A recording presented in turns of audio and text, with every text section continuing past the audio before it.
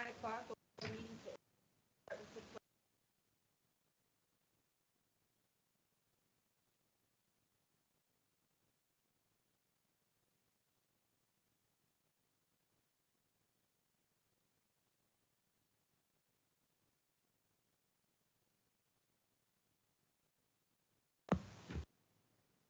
morning, everyone.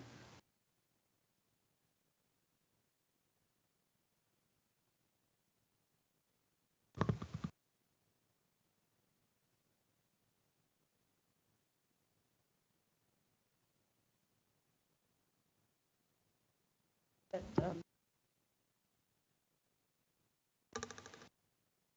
Chairman, I move to. there's second. Motion minutes as Elton, second by Guy. Aye.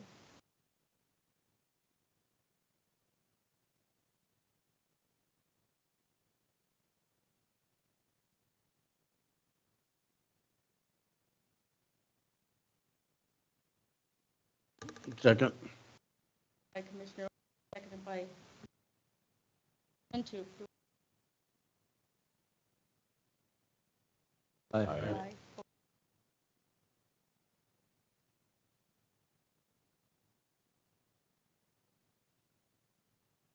Al, do you have any? We don't. Discussion on Southwest Water. Back from them.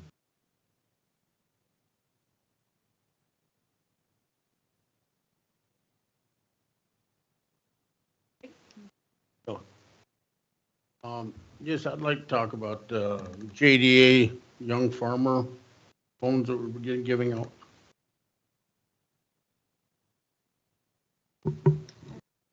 Nothing. Is there a motion to approve the agenda as So move. motion by Commissioner Kleeman, Second. second by Commissioner Heiser. In favor, say aye. Aye. Aye. Start with the road department and engineer reports.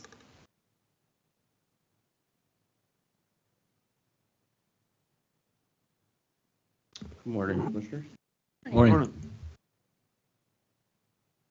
I'll have one pay estimate for you today, and I'll start with the construction projects. 100th Avenue Northwest, we did hold a bid opening on March 19th meeting. Bronco Brothers was awarded the low bid at $514,479.74. They did begin work last week, primarily with minor work items.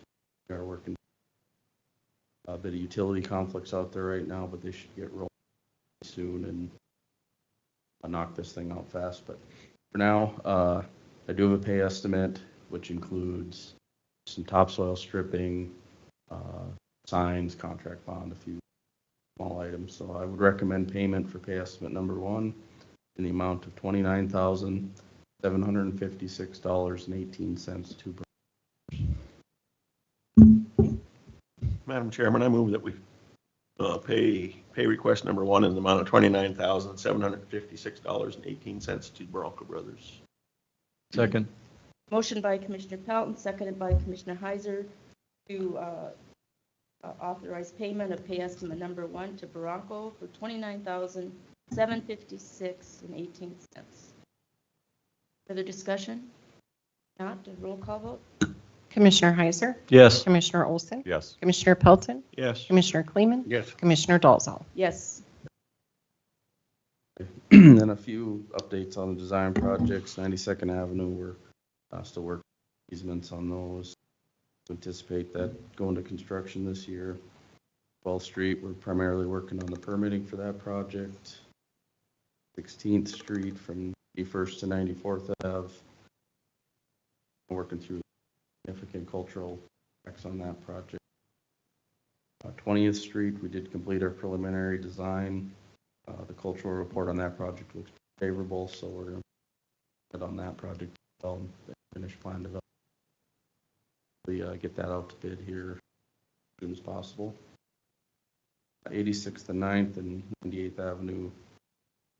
Currently just working through the grading designs on those two projects. really good progress in evaluating our environmental and cultural impact.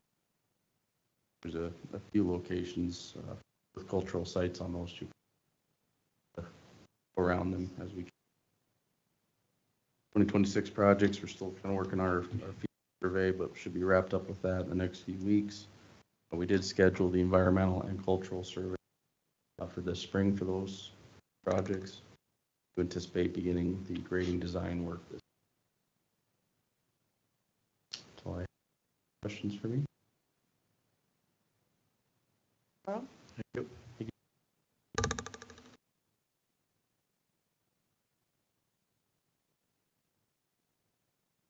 Morning. First project we talked about is 14th Street Southwest. So Schwartz is still waiting for load restrictions to lift. There's some updates other than what I have on here though too. They did start install. Okay. But again, once we hear when they want to start up, we'll schedule a meeting and I'll get together with Schwartz. Many questions on 19th. Chairman, as I mentioned earlier, CSI still plans to start later. Haven't heard. Same thing that we're Schwartz and schedule a little. 99th, the Corps had requested that we revise the cultural site, so we're response back from them. Superintendent Schwarzenberger and myself, we went out and met with Scholmeyer regarding right-of-way access points on the property last week. Followed distances. Additionally, there's an overhead crossing at the intersection of Highway 200 and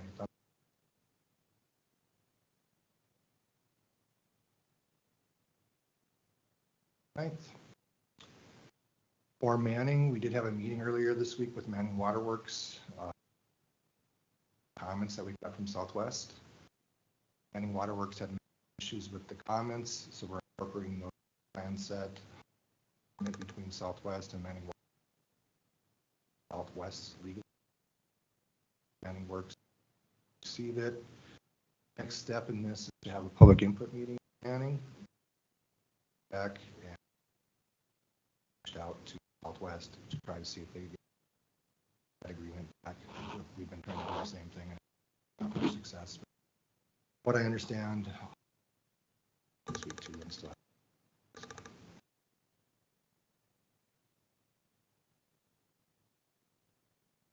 Attic again. Placeholder. 2025 projects. The design substantially complete. All from the last commission meeting. For now is pushing that we talked about it. I did have secure credits for that. The cost on those credits. This project for at about some mitigation at a cost of 30. Secure though.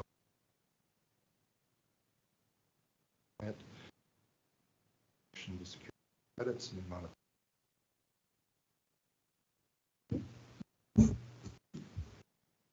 We need a motion We to should, make a motion to approve the credits that you. Second. motion by Commissioner Heiser, second by to authorize 3.4 acres of land mitigation credits, amount of $34,000. Any further discussion? Not, Commissioner Heiser? Yes. Commissioner Olson? Yes. Commissioner Pelton? Yes. Commissioner Kleeman? Yes. Commissioner Dolzall? yes.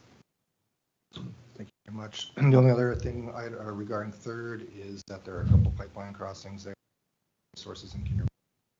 Get hear back from them now, and so we're adjusting some files along those. I'm still waiting for some responses from shouldn't have any. For 7th Street, there's dates for both 7th project similar. That with Scholmeyer again on the project to review grades and testing into our design. They were pretty. Additionally, we have incorporated lines into ground lines, and we have been submitted to the Corps regarding our mitigation needs. We're waiting for response, but we're going to anticipate the need for. I figured we could bring it up now if you guys want to vote on it. That way, back from them tomorrow, we can get to pursue. Up to you, or we can to standard.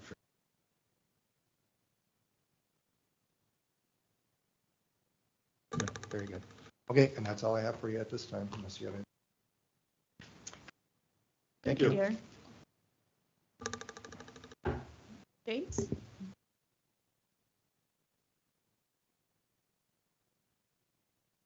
Morning, Commissioners. Morning. Okay, on 27th Street, I did reach out to Joel Fitzik, and he's looking at completing Darren's project first on 14th Street there before he goes over, so we'll keep you guys informed as to a start date and construction conference as their schedule becomes clear to us.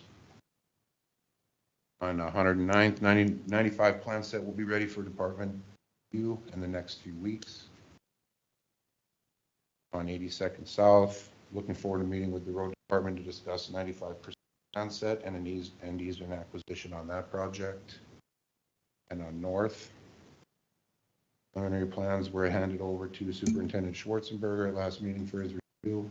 Looking forward to on easement acquisition. So we'll try to schedule a meeting for next week.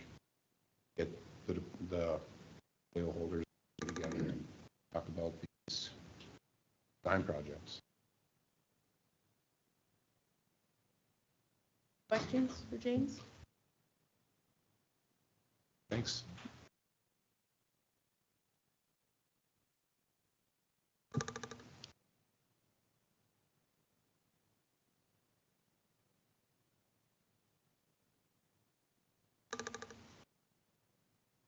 Good morning. Good morning. We had a few different updates on a few different projects. Starting with the design projects ready to go to bid. 98th and 4th Street in the vicinity of Dunn Center. That's scheduled for the May 7th bid opening, 10 o'clock. So in 3 weeks, that'll go to bid. 103rd, kind of in a little bit of a holding pattern on that one. We're kind of waiting on one last easement, but we're ready to go when that one comes in. 3T over in JR's industrial subdivision. Tentatively, we have that one set up for a May 21st bid opening date.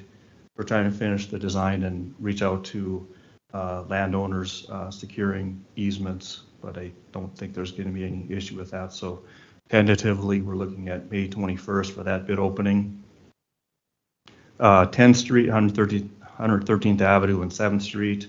Collecting a lot of the easements. We got quite a few collected yesterday, in fact. One little potential hiccup, which I don't think it'll be a big issue, is we have not secured the Corps permit. There's not many wetlands there. There's apparently no SHPO issues. The comments we've got from the Corps has been positive. They don't see any issues with it, but it is not secured right now. But I would think in the next couple of weeks we'll be able to have a decision on where we're at with that. But I think we're in good shape on that project. 14th Avenue, we've redesigned a small little portion to, as per landowner discussion, and which wasn't a big deal, but we're kind of in the redesign phase on a portion of that project. Right now, we have that set up for a June bid opening date. Corps permit shouldn't be an issue. That one is well underway. One update on 97th Avenue in the vicinity of Dunn Center. All the easements have been secured. The last few have been either out of town or even out of state, but we finally got all the easements secured. So we've got that tentatively set up for a June bid opening date on that project. The date, a little uncertain, but June is what we're targeting for that project. 104th down in the southern part of the county. looking at an August bid opening date. There's no issue with the core permit. We're really just waiting for one easement to come in from out of town, and kind of had kind of intermittent conversations, but we haven't got that one secured yet. BIA 10, we really haven't done a whole lot on that one in the last couple of weeks. We're just trying to get kind of your own projects ready to bid, but we're at about 95% on BIA 10, so we'll wrap that up as time permits, but you know, it might be a few weeks or a month away before we're ready to send that one in. As far as inactive design projects, you know, we haven't really done anything on those in the last couple of weeks. We're ready to meet and decide how the commission would like to proceed on those projects.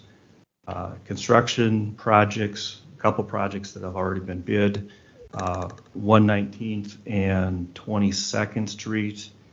We have a pre-construction meeting conference set up for May 6th. The project below it on 105th, that has been changed in the last few hours here. We have a pre-construction meeting tentatively set for sometime next week. It will not be May 6th. Bronco Brothers has accelerated their schedule a little bit. They're looking at starting probably late April versus May or June as of yesterday. They've kind of made that change. So we're going to coordinate with Superintendent Schwarzenberg on a pre-construction meeting date, but it'll probably be middle of the week, maybe Tuesday next week type of time frame.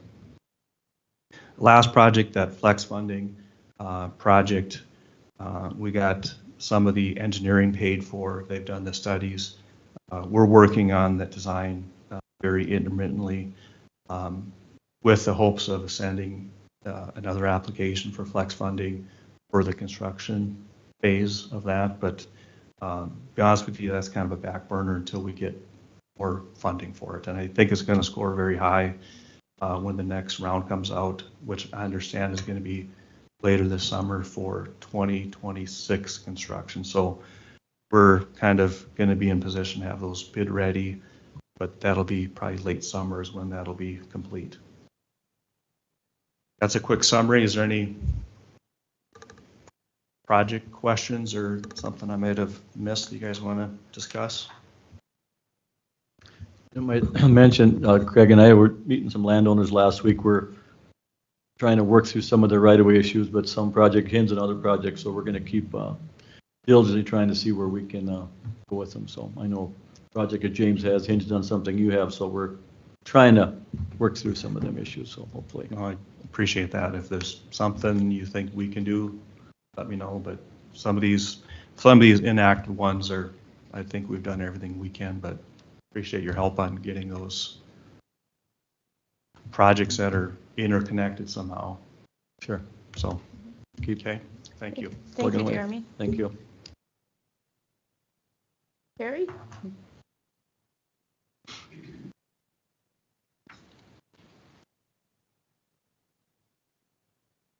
Morning. Morning. We have a few utility permits here this morning. The first one is on 11th Street. On this project too, our fighter wants to go into our right of way because of a landowner issue.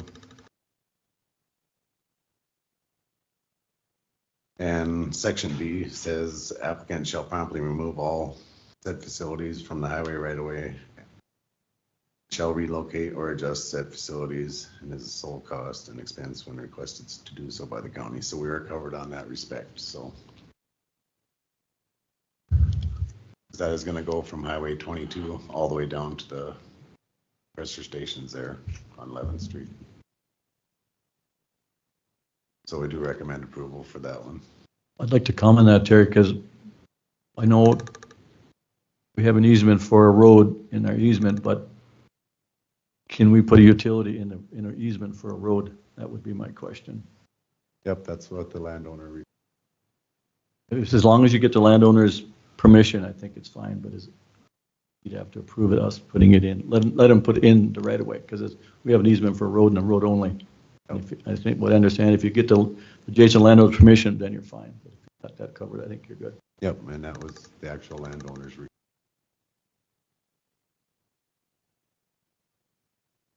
That overhead or underground power line then? Underground. It's underground.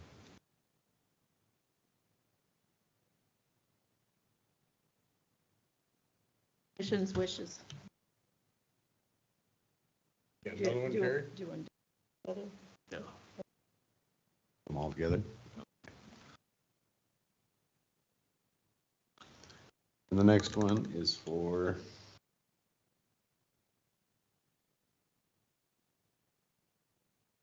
yeah, 4 crossings for Rough Rider for underground again. They'll be moved because of the road projects.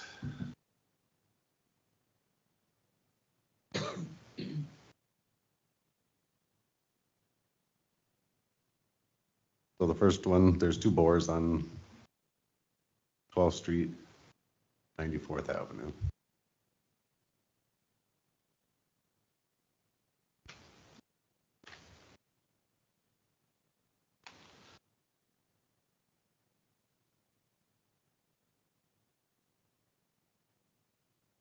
The other 2 are just south of there as well. Recommend approval for these because these are getting moved. Madam Chairman, I move to approve the utility permits. I got one more. And we got another utility permit for, and it's all on 103rd Avenue, 7th Street. They have 4 bores on there as well, and it's all for relocating for the road project. Recommend approval for this as well. Are you done? Yep. Okay, Okay, Madam Chairman, I move that we approve the utility permits as presented. I'll second. motion by Commissioner Pelton, seconded by Commissioner Heiser to approve the utility permits as presented. Any discussion? Not all in favor, say aye. Aye. Opposed, motion.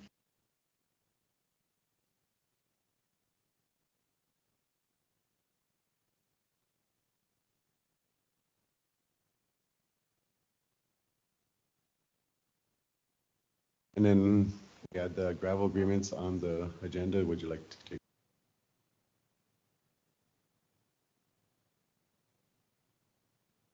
Okay, so the first gravel agreement is with 2 carts.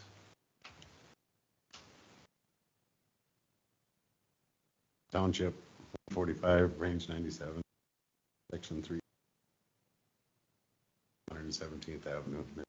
Gravel pit we plan to open up. Commission approval for that. And we also have another gravel pit. We have a current agreement, but this is going to be replace the old one. That is the same, and that is for J. Bleth. That is off 28th and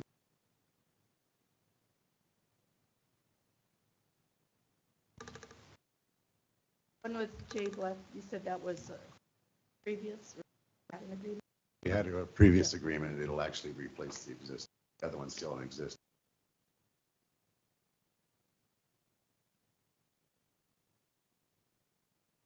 All these have gone through like planning and zoning and all that stuff, but they gotta approve all this first.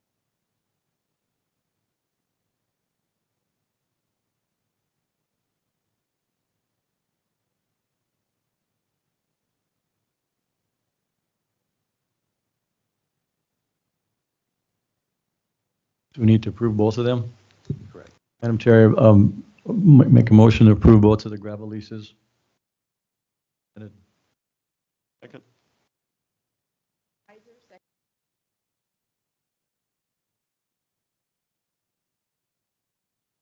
Discussion?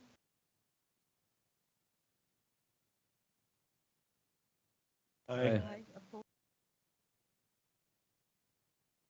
And we had Butler training.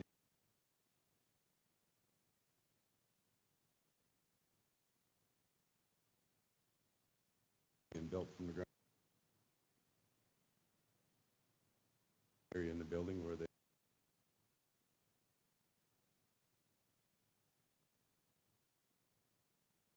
got to see their own blade just about off the finish line. What is it?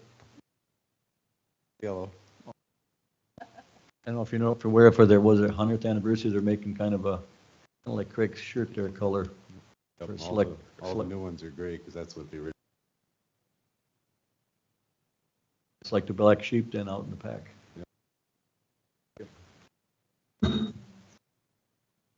That's all I Anything got, else? unless you guys got anything else for me, or? Thank you, Terry.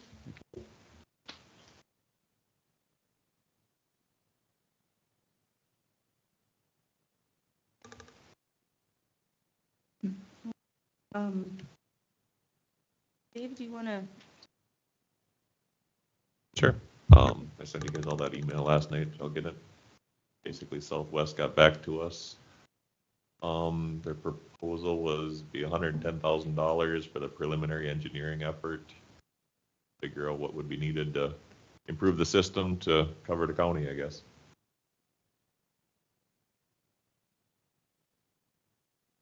Well, we had a chance to read through that agreement.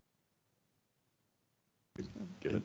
We cover the expense. Yeah, we'd be paying that 110 grand to have the engineers look at it and figure out what's needed. Is there any guarantee with that they're not just gonna go through the motions and say we can't do it? I think at the end of this, they would come back with what the improvements needed would be to improve the system to be able to supply water, I guess. Then are they going to be willing to put that money into it? Excuse me. What do you mean? I mean, to improve it. No, then they're gonna come back to us and see if we're willing to put the money into it or not.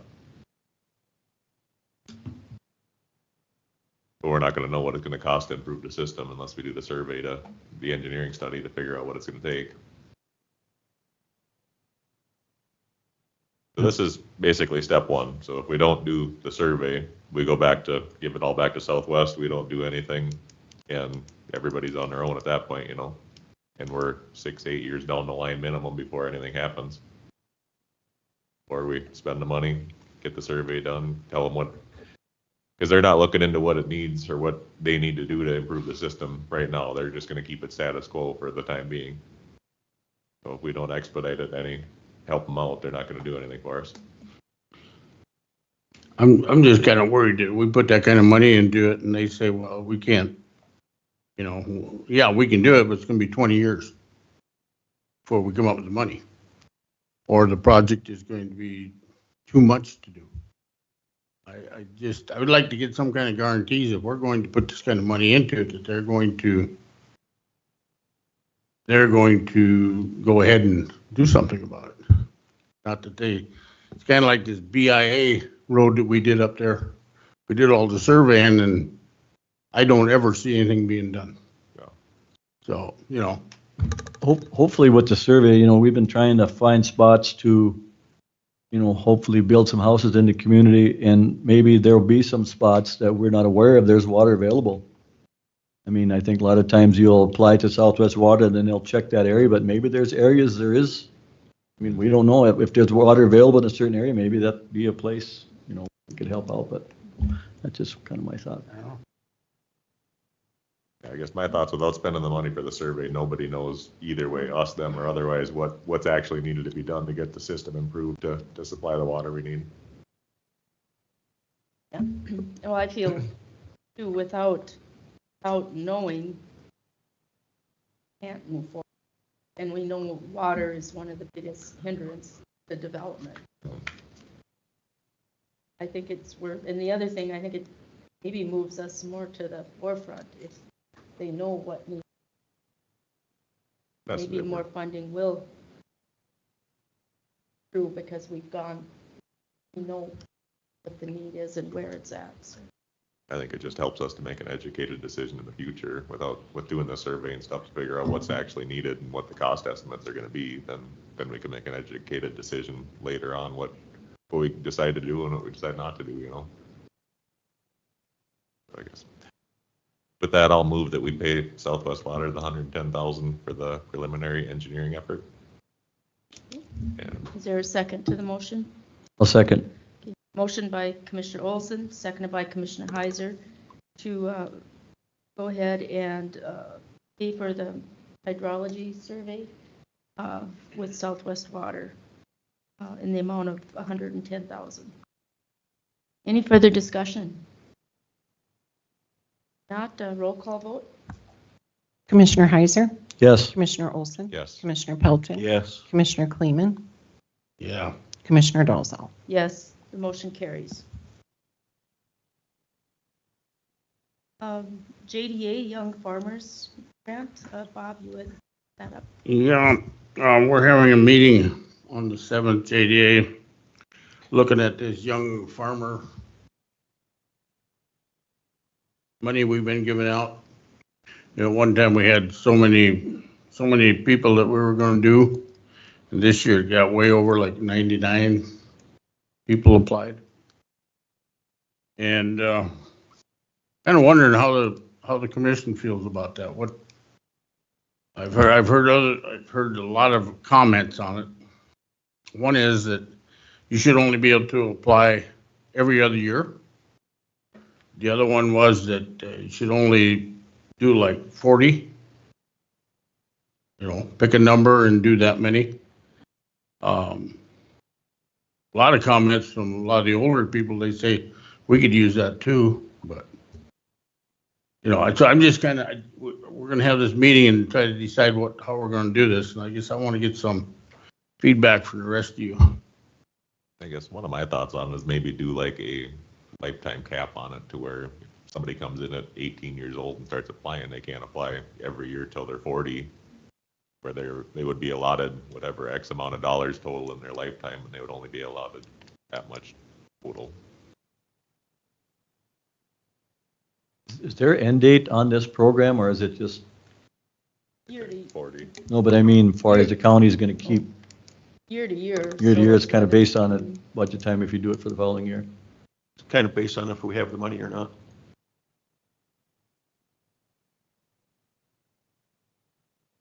I know you start at the age of 18, you go to 40, that's quite a bit of money.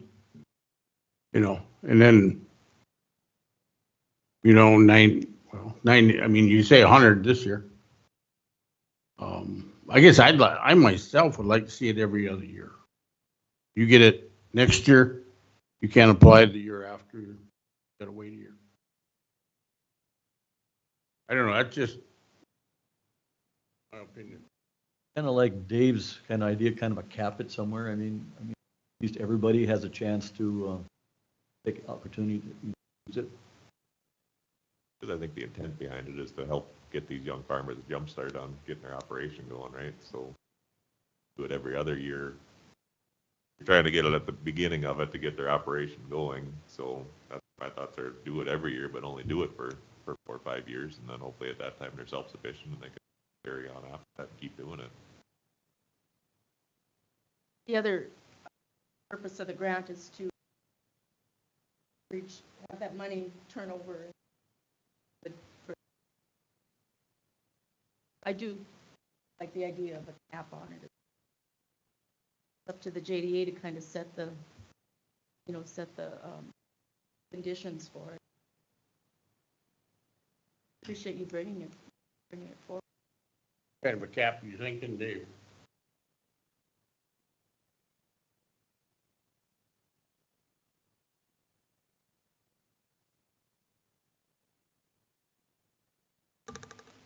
I just want something to take back to this meeting because I got my opinion, but you guys got an idea too, so. You got a few good ideas to take back to the board and hash it around. Yeah. Appreciate that, thanks. Yep. Thank you. Sally, CPT accounting contract? You ready? So right now, we switched from CPT over to Tyler Tech. We don't have, because of the way you take everything from your old system and put it into the new system, we don't have all of our backup. I would like to get permission to go ahead with CPT for one more year. Contract would end December 31st of 2026. That way, in the interim, when we are still learning about our system, maybe we could move some of that information over.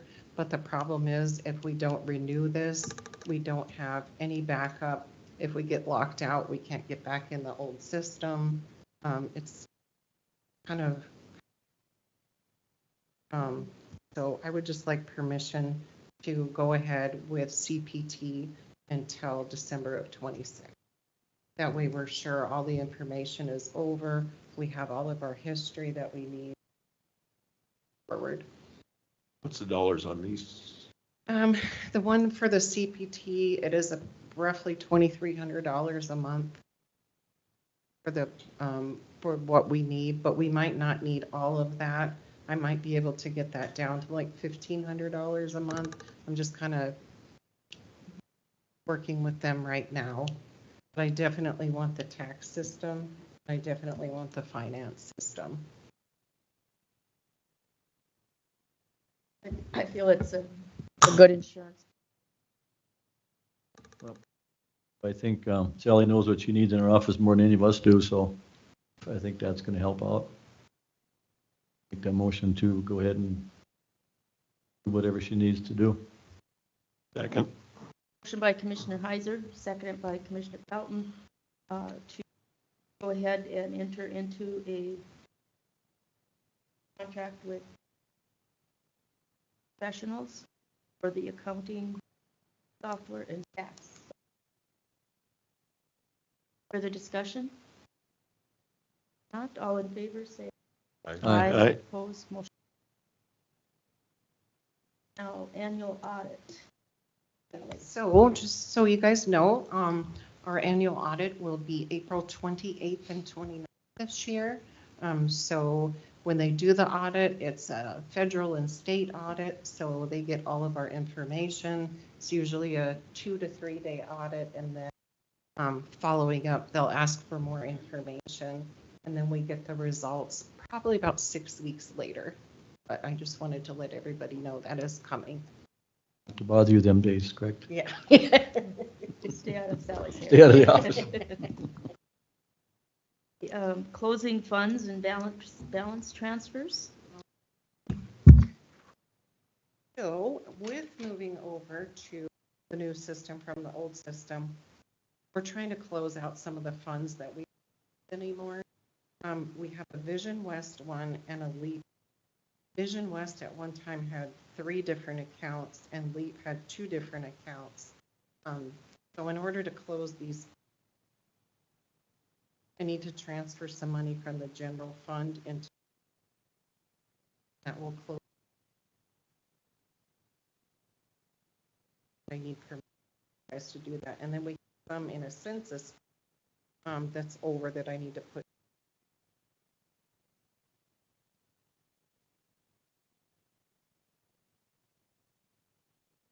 And that is because like Vision West was and LEAP, those were ones that we donated.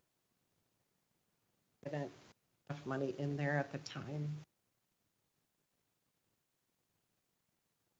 Our donation hasn't been met. It has.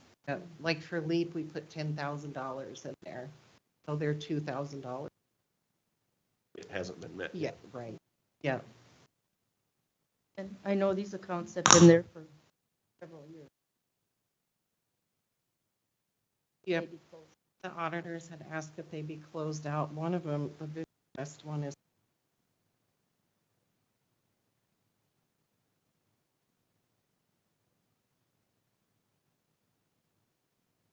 $5 in that one, and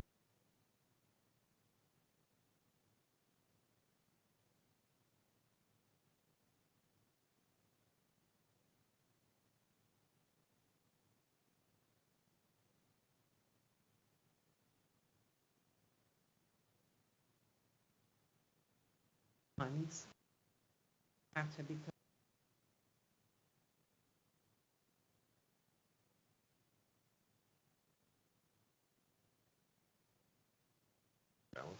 Yes.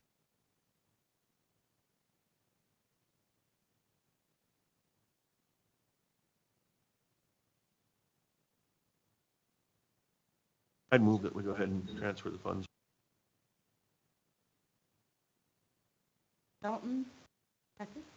Second. Second by Commissioner Heiser. Got to put in there that we'll close them too.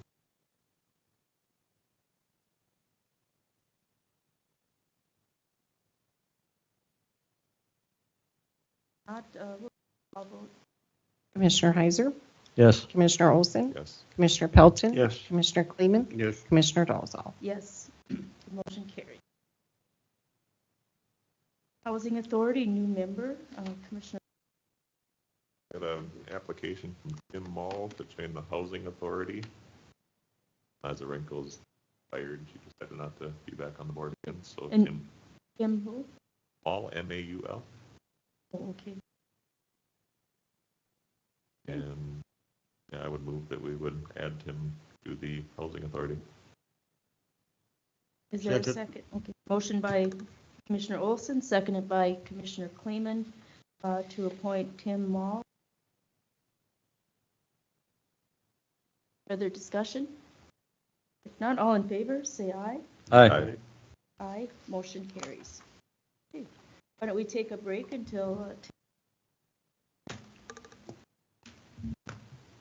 been busy.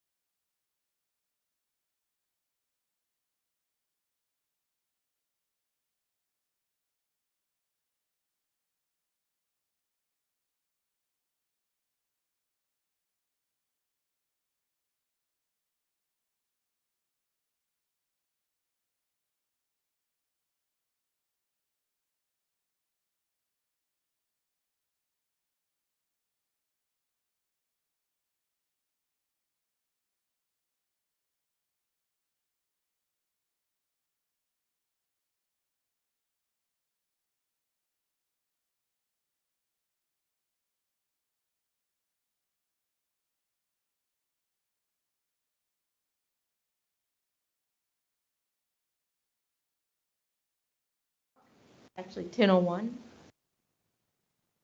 Call the meeting back to order. And Sheriff Kuhn has got a quarterly update for us.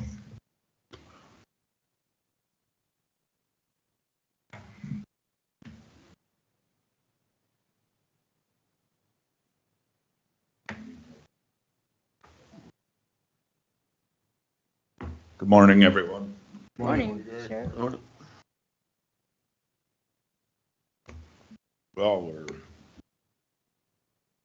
almost through another month here, so that's great. I figured I'd give you a quarterly update. Talked to a couple of you guys. We do send this out to you every month. Just to kind of break it down for you and let you know what our deputies are doing, since I'm sure you get a lot of questions on why do we need that many and, you know, what are they doing? So I'll break it down for you over the past 3 months. So we've had a total of 2,570 calls for service over the past 3 months, generated 195 case files. Breaking that down, 675 traffic stops, 83 24/7 violations. The 24/7 program, I'm not sure if everyone's familiar with that. That's court-ordered alcohol or drug testing that our office handles. So if you get a DUI or drug charge on you, the court may order you to the 24/7 program. That's administered through my office. They can do an alcohol monitoring bracelet, or they can come in and blow us a day. And if it's for drugs, then they do a patch. And violations are when they either fail to come in for it or they test positive alcohol or drugs system. So How many were there, Gary? we had 83 violations for that.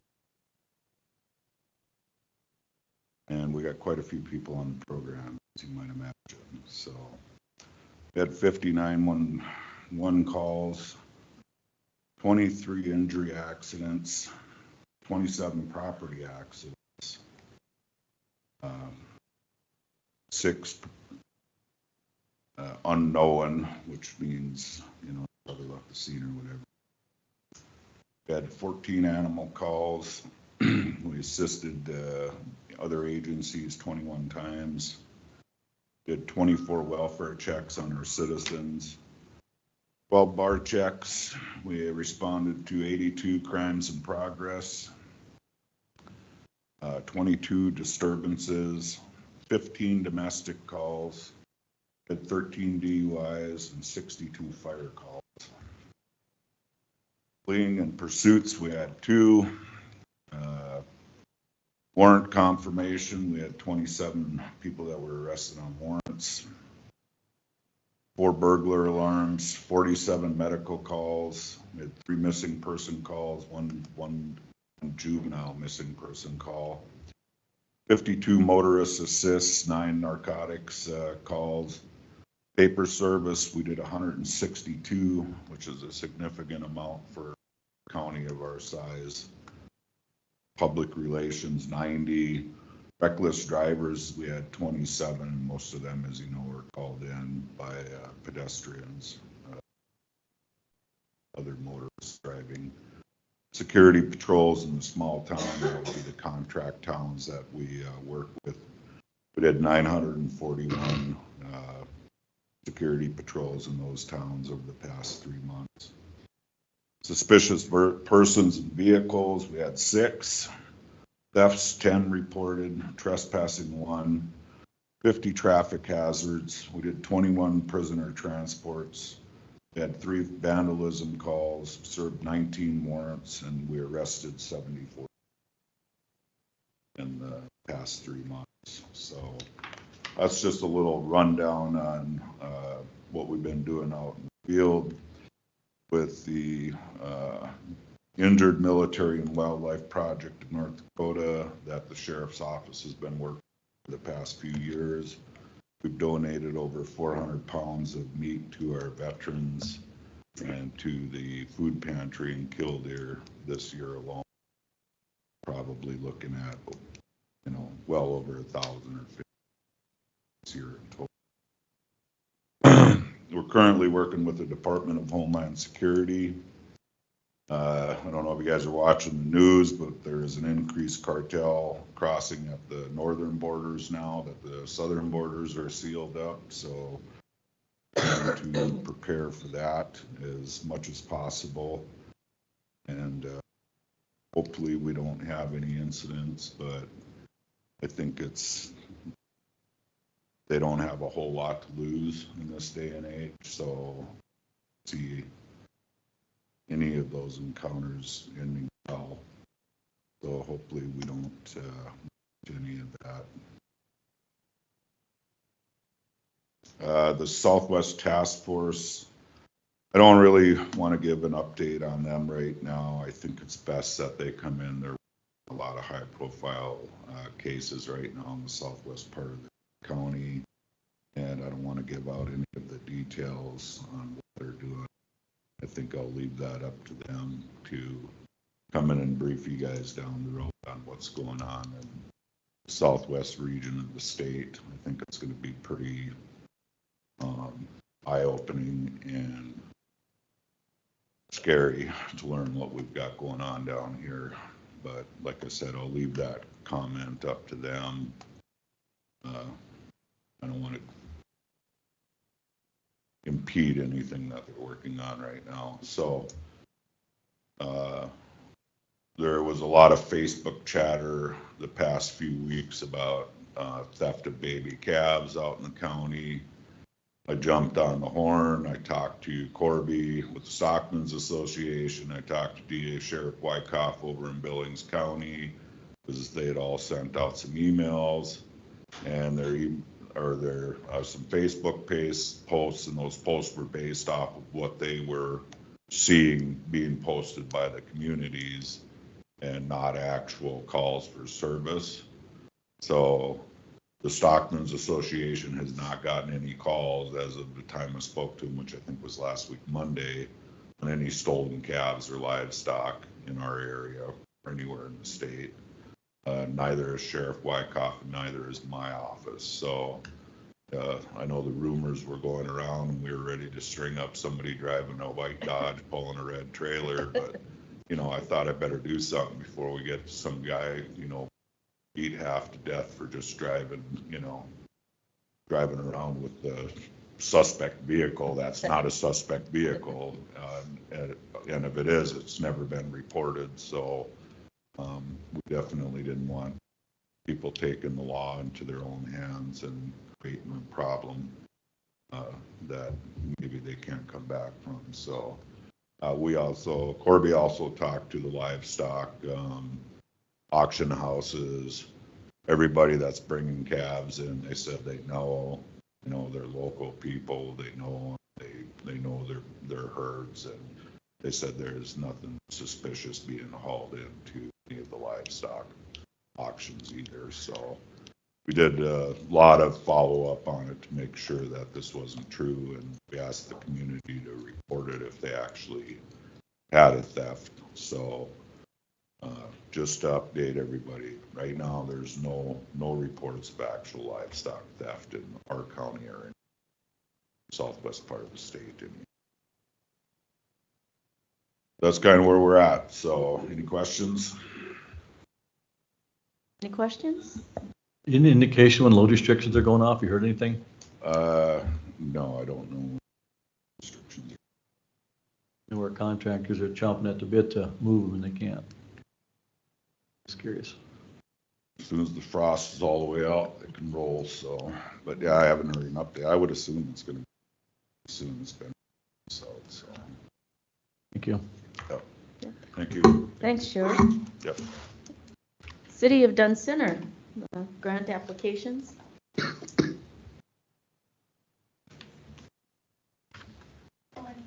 Morning. Morning.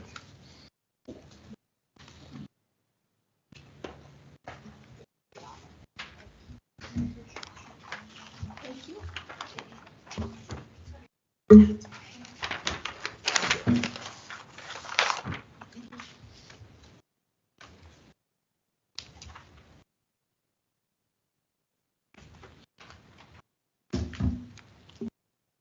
ahead.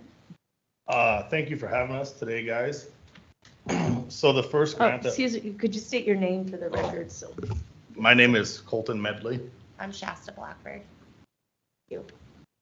So the first grant that we're putting in for, we labeled orange.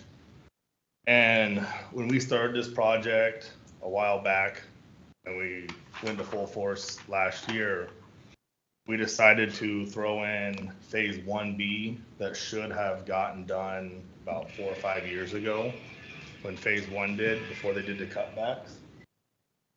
We decided to throw it out there and just see what the bid numbers looked like on it, see if it's feasible.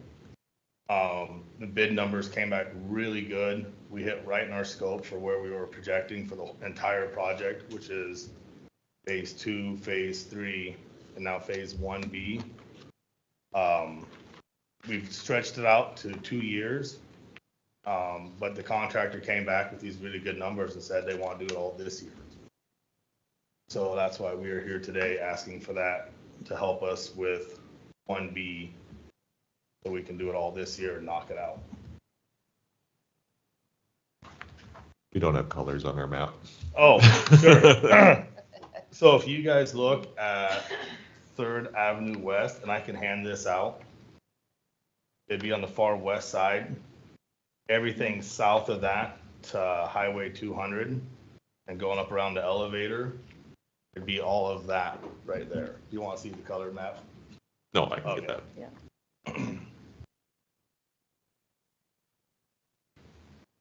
And with this phase orange, so the county gave us $3 million last year. With this, it would bump up your guys' total to another 1.5 million. And that would bring you guys up to the entire funding for all the streets on all the projects combined. That'd bring the total up to basically what the bid came out for all the paving.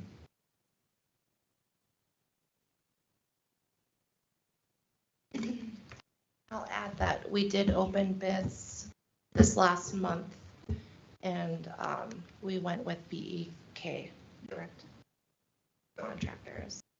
And Northern Improvements doing all the asphalt, all the paving.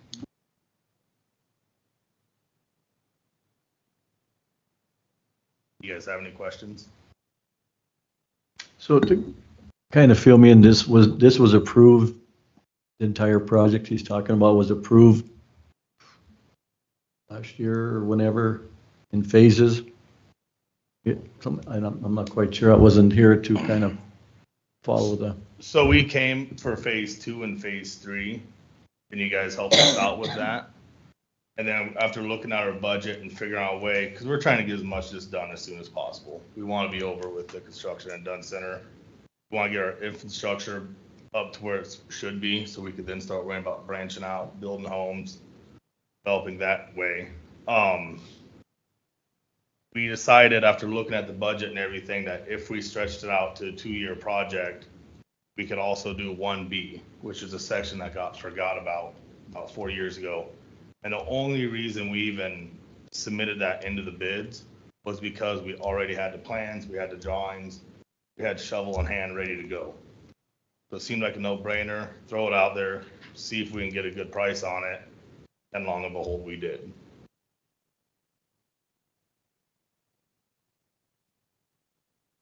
So what's your total ask from us for today then? So for application black is 1.5 million. Then we also have, or sorry, application orange, I apologize, is 1.5 million.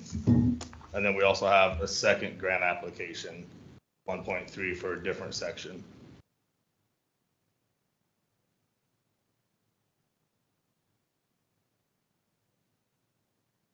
Are you taking any loans out on this, or?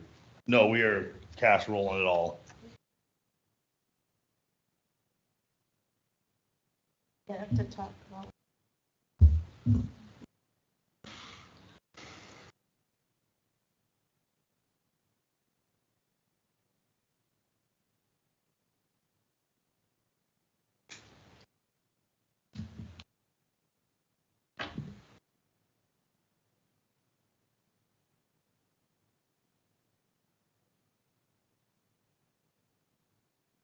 So today you're looking for 2.8.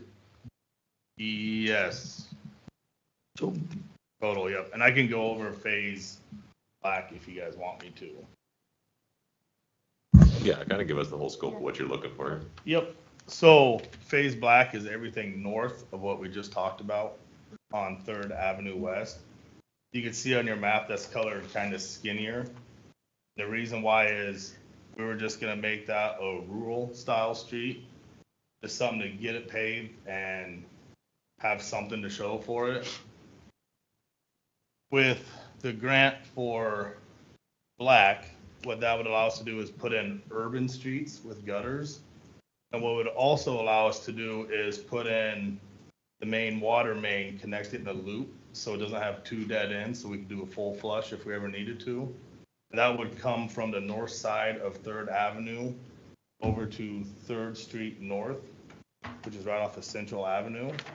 And that would allow us to have developed the lots for the museum. I think the museum would sell out of that, and that's something we've been working. Then they could have developed lots with utilities hooked up and ready to go.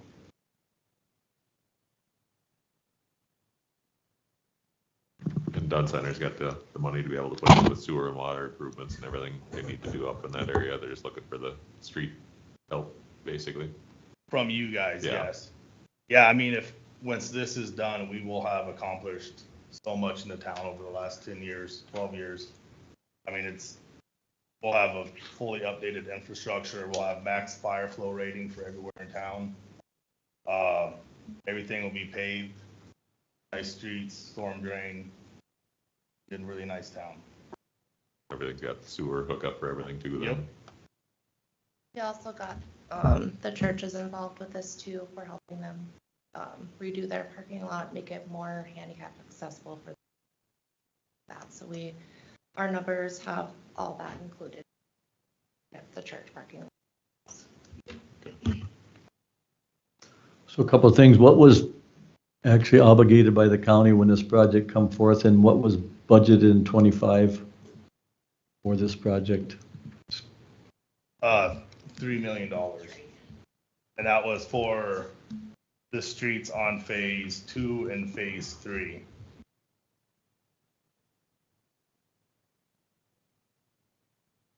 And now we added phase 1B and the alternate, which is north of phase 1B. So in the 25 budget, what was budgeted for this project? We didn't have any budgeted for Okay. Dunn.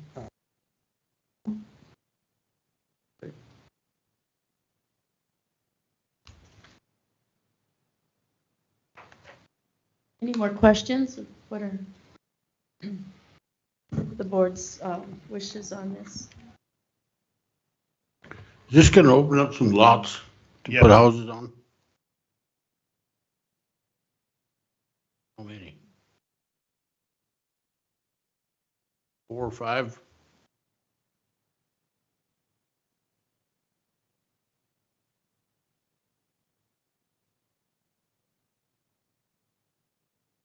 But it will open up the lots for the museum. Them to develop the lot. Are those lots, you think could be developable? Oh, yes. Yep. I mean, people that own them, or does Dunn Center own the lots?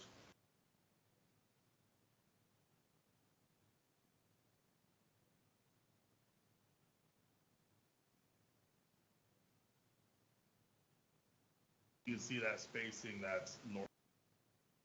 Mhm. It'll give water access and you can access to all have plans.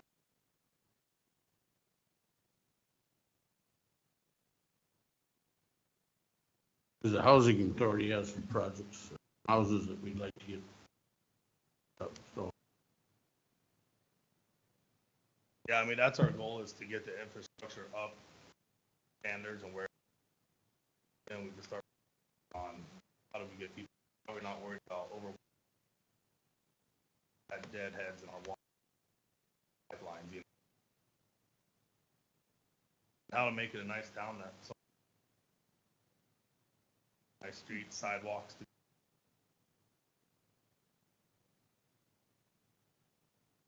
The total ask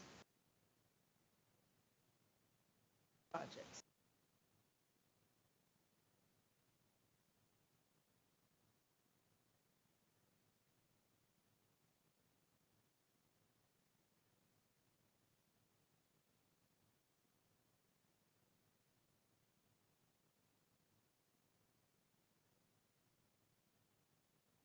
So I know when helped out the city for the every year we leave a lot in that budget on the table. We can't get through projects that we or how we and I can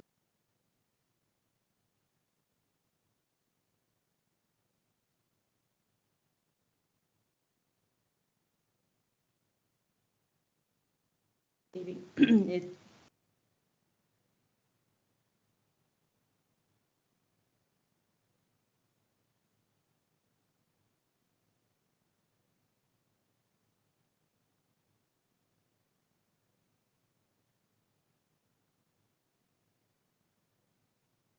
I'll move to approve the grant applications. $867,863. City of Dunn Center. motion on the table to grant application.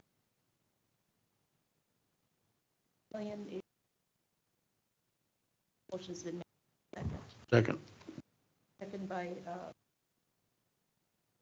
any further discussion? I'd like to make a comment. When I was over there, I was really impressed with them small communities, how they're cleaning up, and, you know, when you pull into town there, they got that little track for the kids to ride their things on. So that's what it's about, is bringing things into the community where somebody wants to live. And if you got a community that's got good streets and places to walk, I think that helps. So Our kids are the future, so families to Any further discussion? Roll call vote? Commissioner Heiser? yes. Commissioner Olson? Yes. Commissioner Pelton? Yes. Commissioner Kleeman? Yes. Commissioner Dolzall? Yes, the motion carries. Thank you very much, guys. Thanks for coming in.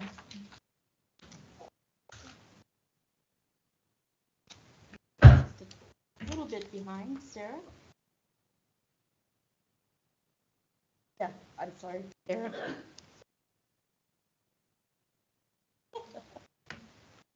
Good morning, Commission. Morning.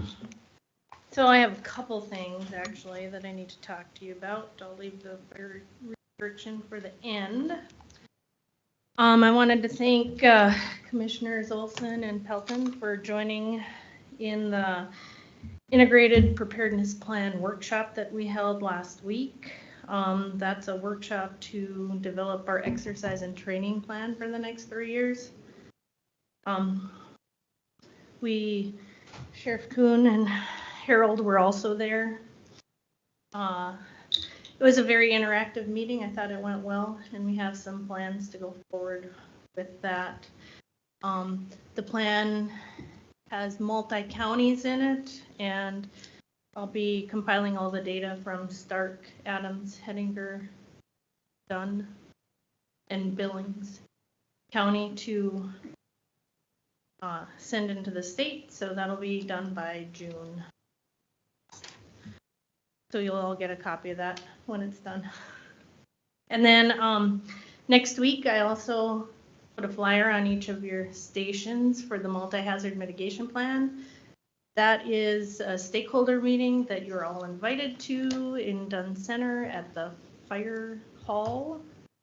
And that will be to look at all hazards that may affect Dunn County as well as the communities and come up with actions to mitigate all of those hazards in the next 5 years. We do have a contractor under contract to do that, and it's with SRF Consulting. We have a 4-county plan for that. That is Stark, Billings, Golden Valley, and Dunn County. FEMA has, we did go in for a grant funding to help pay for that. And FEMA has pulled funding for future projects under this grant program, which is the BRIC grant. We're unsure right now if funding is going to stay there for what we've already been approved for. So there is a possibility that we may have to foot all of the bill, which would be about $23,000 to get this plan all done this year. That hasn't happened yet, but I wanted to let you know there is that possibility that FEMA will pull all the funding. That's probably our biggest threat or hazard, Yes. knowing what's going to happen. We don't know what's going to happen. The state learned the same day that the public did that there were programs that got cut. And there were some very large programs like to help do a lagoon and water programs. So I'm just giving you a heads up that, I mean, right now we're still funded, but there is always a chance that it would go away. Any questions on that? Don't forget, next Wednesday, 6 p.m., Dunn Center, Fire Hall. All of you as well. You're more than welcome. So the last thing on my list is the burn restriction. Commission Chair Dolezal did sign an emergency declaration was that last week? The week before? Yeah, last week, one day last week. When we were going into the red flag warning day, we have not been lower than high since then. I do know that we've gotten some moisture, but we have not gotten enough moisture yet. The green up hasn't surpassed the dry fuels that are available. North Dakota Fire Service has instituted a total burn ban as well, and theirs is going to stay on until May 15th unless conditions change drastically before then. McKenzie County also has that, and Billings County. I talked to the 2 main fire chiefs in Dunn County, and they're requesting that we continue with the total burn ban until those conditions change. Yesterday, there was a fire in the Taylor district. All of the southern volunteer fire departments come into Dunn County about 7 miles. And the fire yesterday even jumped a slough. So you have wet grass. It jumped the slough and kept on going. So it's not necessarily wind that will drive it. It's totally the fuels right now. There's so much dry grass out there. So I'm hoping that you would all approve to maintain the emergency declaration for a total burn ban until conditions change. Madam Chairman, I move that we continue the total burn ban until circumstances warrant taking it off. Second. Motion by Commissioner Pelton, second by Commissioner Kleeman to maintain the total burn ban until conditions warrant taking it off. Any further discussion? Not all in favor? Aye. Aye. Opposed? Motion carries. Thanks, Sarah. That's all I have, unless you guys have other questions for me. Thank you. So Jim, Chris, do you guys want to come up now?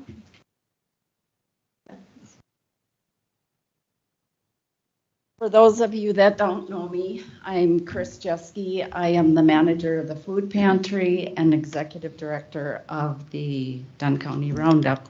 I did have this letter mailed to your emails, and I think she put it in your folders.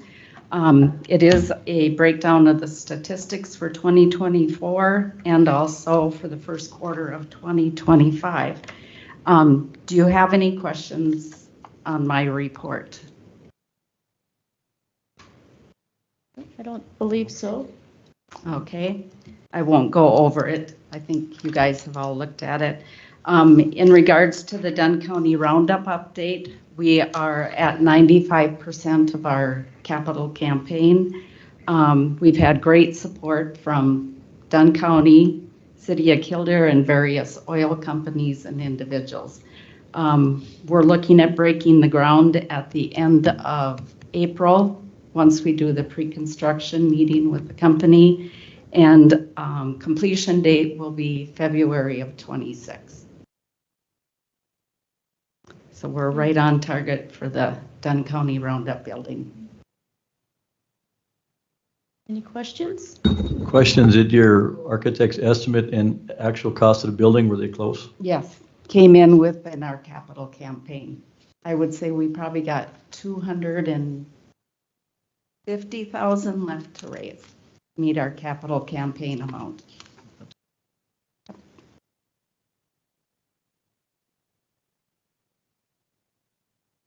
Yes, there are no questions, so thanks for the Yep. update. You are welcome. Appreciate it. Thank you guys for the Thanks, Chris. support that you've given to both of us. Thank you. Thank you. Thanks.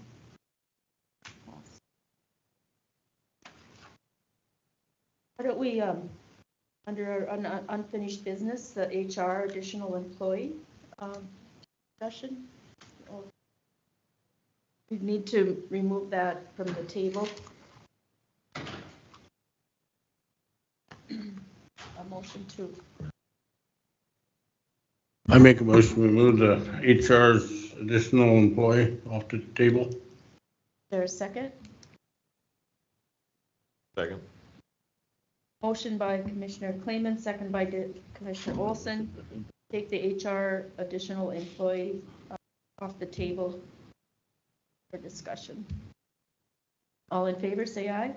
Aye. Motion carries. Okay, Bessie, if she's online or if she'll be coming in. She's coming. Line in the She's door. coming. There she is, yeah. So, right, any discussion? So we just moved to remove it from the table. So, before we start, if anything want to bring to our attention? Well, I do have a little bit. I did bring a proposal to you guys at the last commission meeting asking for an additional person. And I just wanted to outline a few more things about my department and how this additional position could help. So right now, everything that my department does, I have to do. And that is everything from the high level stuff to the daily operations of the department. So I don't have any backup for that. So there are times when I have to put initiatives aside that I would like to do, just simply because I do not have the time to do that, and then just the daily core functions of the department also. So if I was able to get an additional position that could take care of those types of things, then I would be able to focus more time and attention on higher level initiatives that would impact our employees and the organization, such as compensation analysis. We need to be able to do that every year. We also need to be able to look at positions and how those positions are classified and make certain that we keep all of their positions classified correctly so they're paid correctly. I would be able to look at workforce planning and forecasting with the departments, policy development, which takes a lot of time. I could focus more on support for our leadership, our commissioners, and our department heads. Work more on development and training programs. Other than leadership, we haven't really focused on training programs for employees in general. Supporting departments in succession planning. I know our road department has been through a little bit of transition in the last year. And if we worked harder on succession, we would be in better positions when those types of things happen. And then most importantly is just our culture and our employee engagement. Other than our one event in January, and then we're trying to do a summer event, we don't really have a lot of engagement anymore, whether that be a wellness initiative or any other type of engagement that includes the whole county. We do a pretty good job here in the courthouse, but we have people who don't work in this building. That would give me the opportunity to focus on those higher level things and also have the assistance to get those things done because they all take time. Thank you. Discussion? I've been thinking about a little bit, are you the wellness coordinator too? I'm the risk manager and the wellness coordinator and HR director. Just thinking about is somebody else could maybe take over some of them duties like the wellness or the risk manager to free up some more of your time? That would be up to the board. It's just a suggestion I've been thinking about, so that's all I have. Thank you. Well, I just have to say I support the additional employee for HR. For one thing, succession planning is very important. That's been identified in our strategic plan and our discussions. And I think we all know that is important. So I feel that it's warranted. And as far as HR, it's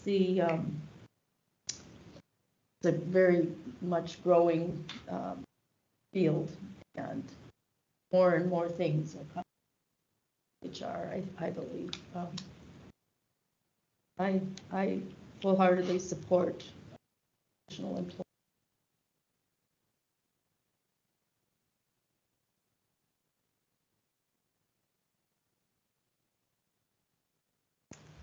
Any other discussion or thoughts?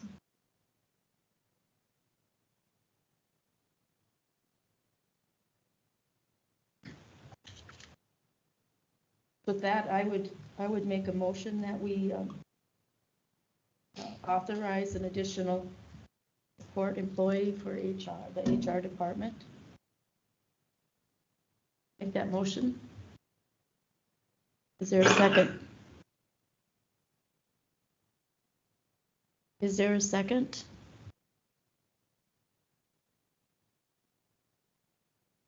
There's a second. Motion dies for lack of a second. Thank you so much for your consideration. Okay, Kildare School grant, Simmons, and I see Rhonda's here with him.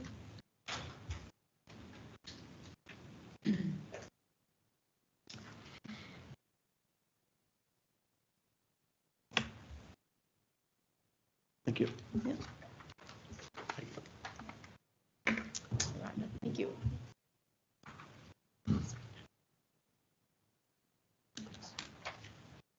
Yeah. All right. Thank you so much Yep. for having us. Should pull the Thank you for mic allowing up. us to be on the agenda. Can you pull the mic up to? And I'm going to turn the mic over Oh, to okay. Rhonda. And have her go through the mill levy and the grants and share that information with you folks. Thank you. Good morning. Morning. The handout that I provided to you reflects the impact of the school grants that Dunn County has offered over the last 3 years.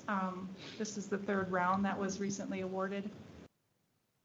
Total grants for the past 3 years is just over 18.5 million. We worked with PFM Financial and US Bank to escrow all of those funds to help service the bond debt. And PFM recently reported that total interest that is saved to the taxpayers that the school will not have to levy in sinking and interest due to those 3 grants is just over $4.1 million. And then that leaves a balance after this last escrow of $6,060,000 for principal. And interest is just over $638,000. So the total balance on bond debt is $6,698,900. So for the $39 million school that was built, just under $7 million on it. So a lot of great progress in the last 3 or 4 years. The bottom section of the handout just documents the sinking in interest mill levy history. When the school was just in the early phases of discussion, it was estimated to be levying 33 mills for the bond debt. And the current year, we are down to 19.4. And of course, we don't have next year's valuations yet, but based on current year valuation, we're projecting that sinking in interest mill levy to continue to decline at an estimate of just under 16 million. So the interest that the escrows earn, the escrow is earning more interest than the bonds we're taking out at. Mm-hmm. So because of that, we're able to use some of that interest earnings to fund the current year payments. That's why that mill levy keeps going down. So wanted to share that information with all of you and answer any questions you might have, or come to show our appreciation and thank you, Commission. This is kind of eye-opening to see how much it basically helps our taxpayers. Yeah, we really appreciate this report. It comes in handy. A lot of information in it. So, yeah, the mill levy is just about dropped in half in these last few years. And just similar, I want to express our appreciation to you and to the taxpayers that made all of this possible. And I wanted to share just very briefly a presentation that I presented at the school board last week in regard to the things that we're able to do in our community and how fortunate that we are, and having some shared ideas, joint ventures in regard to making things happen in our community, and just simply getting in a room and having conversations, sharing ideas. We have forward-thinking board members and commissioners at both the city and the county, and we appreciate that. And it's a fun time to be in this community. I also want to share that when other superintendents come to our school, I have the opportunity to visit with them, and that high school is a standard that they all look to and hope to be able to build in their community.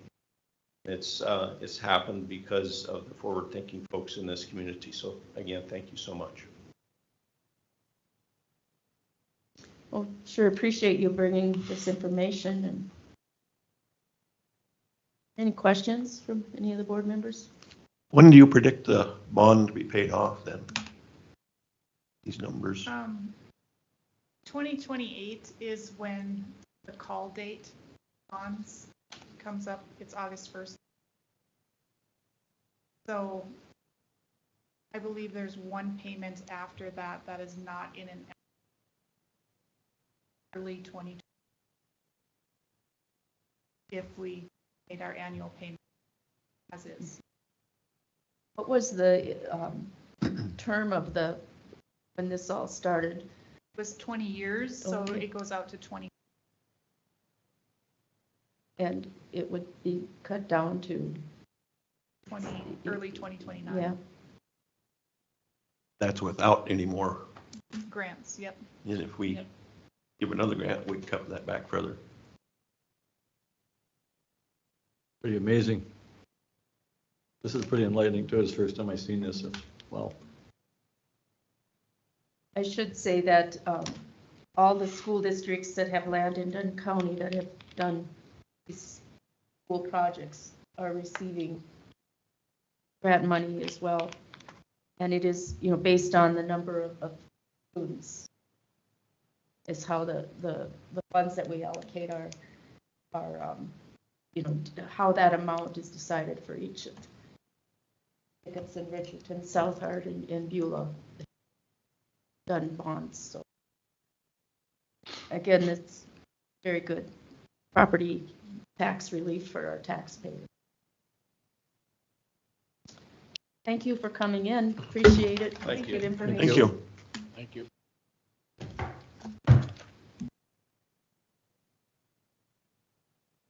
We have here JLG.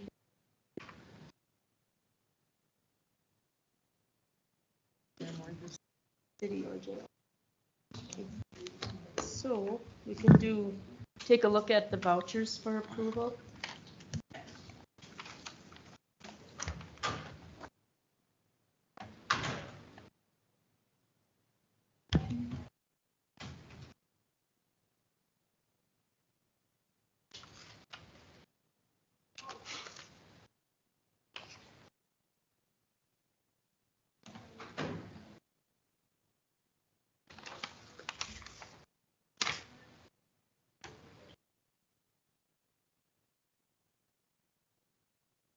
Yeah.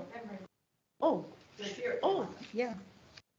Do you want to finish looking at the vouchers and then you guys want to get set up? Sure. Sure.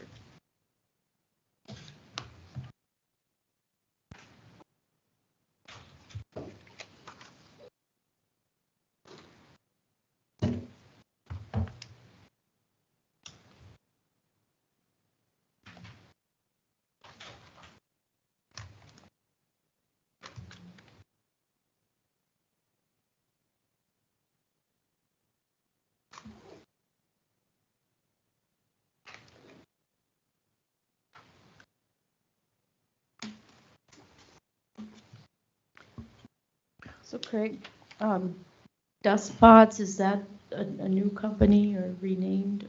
We've used them before. Okay. Just another dust control that I think we've had them on the last couple of years. Okay.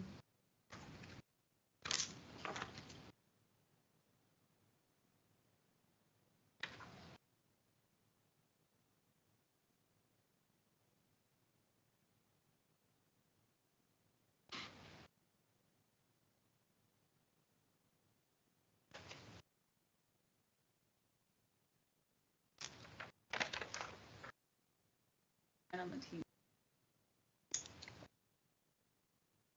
How do I join the Teams meeting if I could share screen? Because there's no link on the website, and I thought that's why I clicked. There is a link. I'll get it to you. Okay.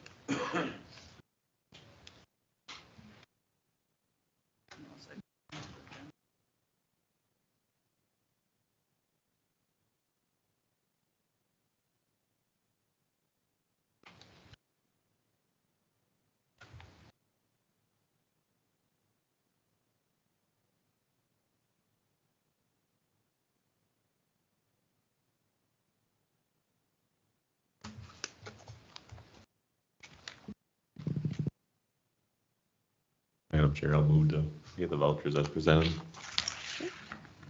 It's a motion by Commissioner Olson to pay the vouchers as presented. Second. Second by Commissioner Olson. Any discussion? That roll call vote? Commissioner Heiser? Yes. Commissioner Olson? Yes. Commissioner Pelton? Yes. Commissioner Kleeman? Yes. Commissioner Dolzall? Yes, the motion carries.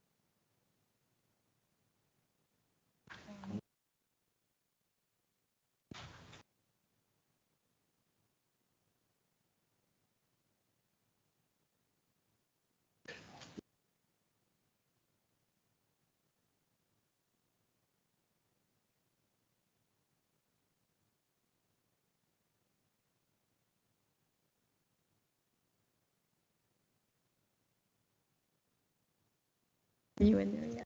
I'm in the.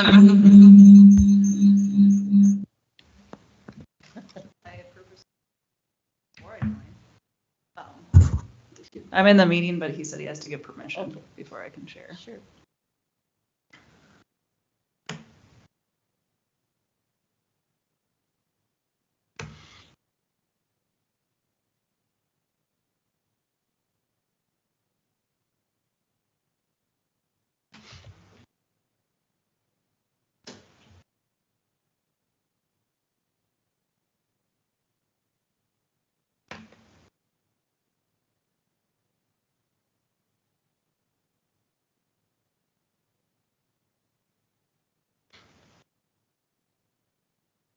It's just loading on my end.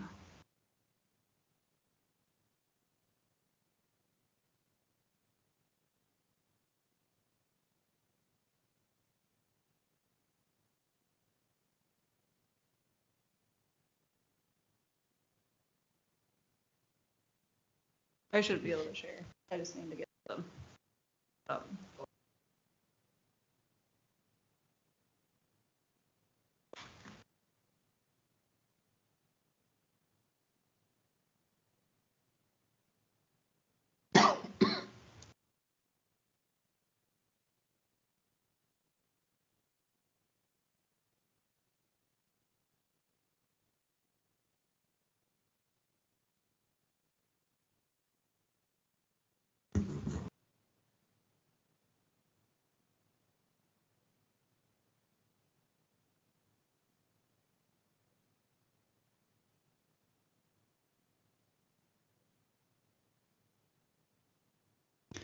Good morning, commissioners. Good morning.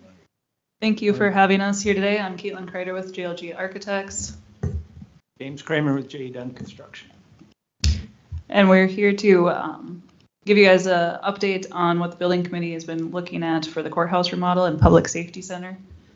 This is our pre-design redesign submittal. We did this effort back fall 2024, went on pause, and then we picked it up again in February 2025 with a new site for the PSC. So I'll go through some of the and highlight some of the changes there.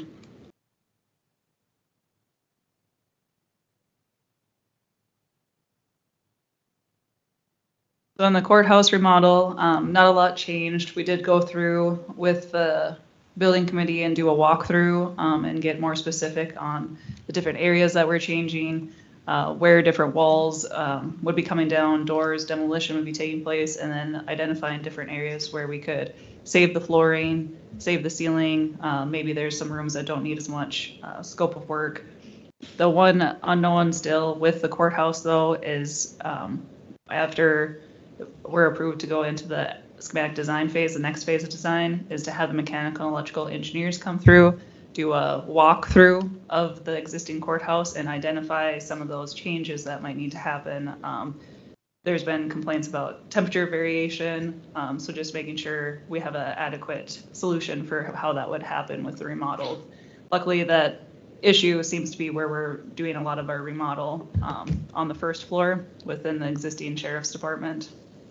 So that's one scope item that we still need to identify in schematic design to see how extensive those HVAC improvements would be on the courthouse side. This is the existing plans. We came through with a program in the document. I believe you guys were emailed this last week. And then the new plans, sheriff would be allotting his storage area that's currently in the basement to be used by a different function. On the first floor, admin offices, commission room are all staying the same. There's a few slight casework updates and NDSU extension to give them a oven for some of their classes, and then looking at updating some casework within the county recorder's office for somebody to sit at that desk and have it workflow properly for their work function. And then we're showing where the state's attorney is at, adding an HR suite so that they're easily accessible to the public, having the state's attorney shift north to be within near the updated courtroom system, adding an additional conference room Right now, I know the veterans room gets used a lot for those functions, whether it's public meetings or community meetings. And then really looking at the updated courtroom function to make sure that it's modernized for today's courtroom side. And this is still, you'll see here, there's a building expansion area, and that is to show we'd be going out to like the sidewalk there, and that gives enough for the gallery seating and revising the casework orientation of the courtroom to fit all the technology that's needed today. And we have a jury room, gets modified, the toilets, the sally port remains, and the hearing room remains untouched. On the second floor, then previously we had looked at the sheriff's department going up to the second floor. Now with the PSC building and the site being moved to the south side of Manning, that allowed for that site to have more room to move the sheriff's department offices into that area, and that opened up the second floor to provide a space for this new department that the county is looking at forming with planning and zoning, park board, the JDA office, communications, and a collaboration space for community development.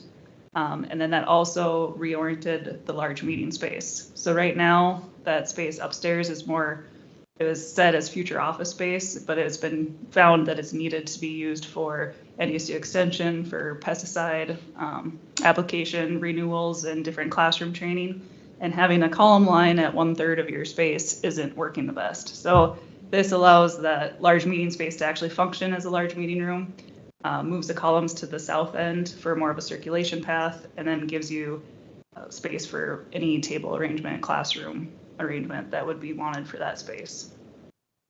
And then this moves, human services has decreased in size after it became more of a district versus county run department. And so then that takes over into public health, and public health moves over to the PSC. That's the courthouse scope, and then I do have an image here. So this is the enlarged view of that courtroom, and this hasn't changed much from fall 2024 other than a few minor casework updates and moving the recorder and clerk around. State's attorney being reworked so that there's room for 4 people to comfortably work in there, and having a little bit more security, and they don't have a lobby anymore. Possible configurations with that large meeting room space, with it being column free for the most part. And then this is a look at what that addition would look like coming out to the sidewalk and pushing out that north entrance that's currently employee only, or like card access only, and that would be what would be kept, I believe, with still having people come through the main entry and through the security on court days. Is there any questions on the courthouse scope?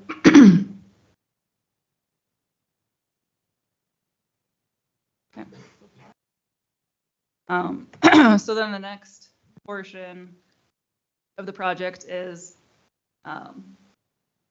the new site that was looked at between December and January when it came on it was a little over 7 acres. It's located on the south side of Manning, near the road department shop, south side of town.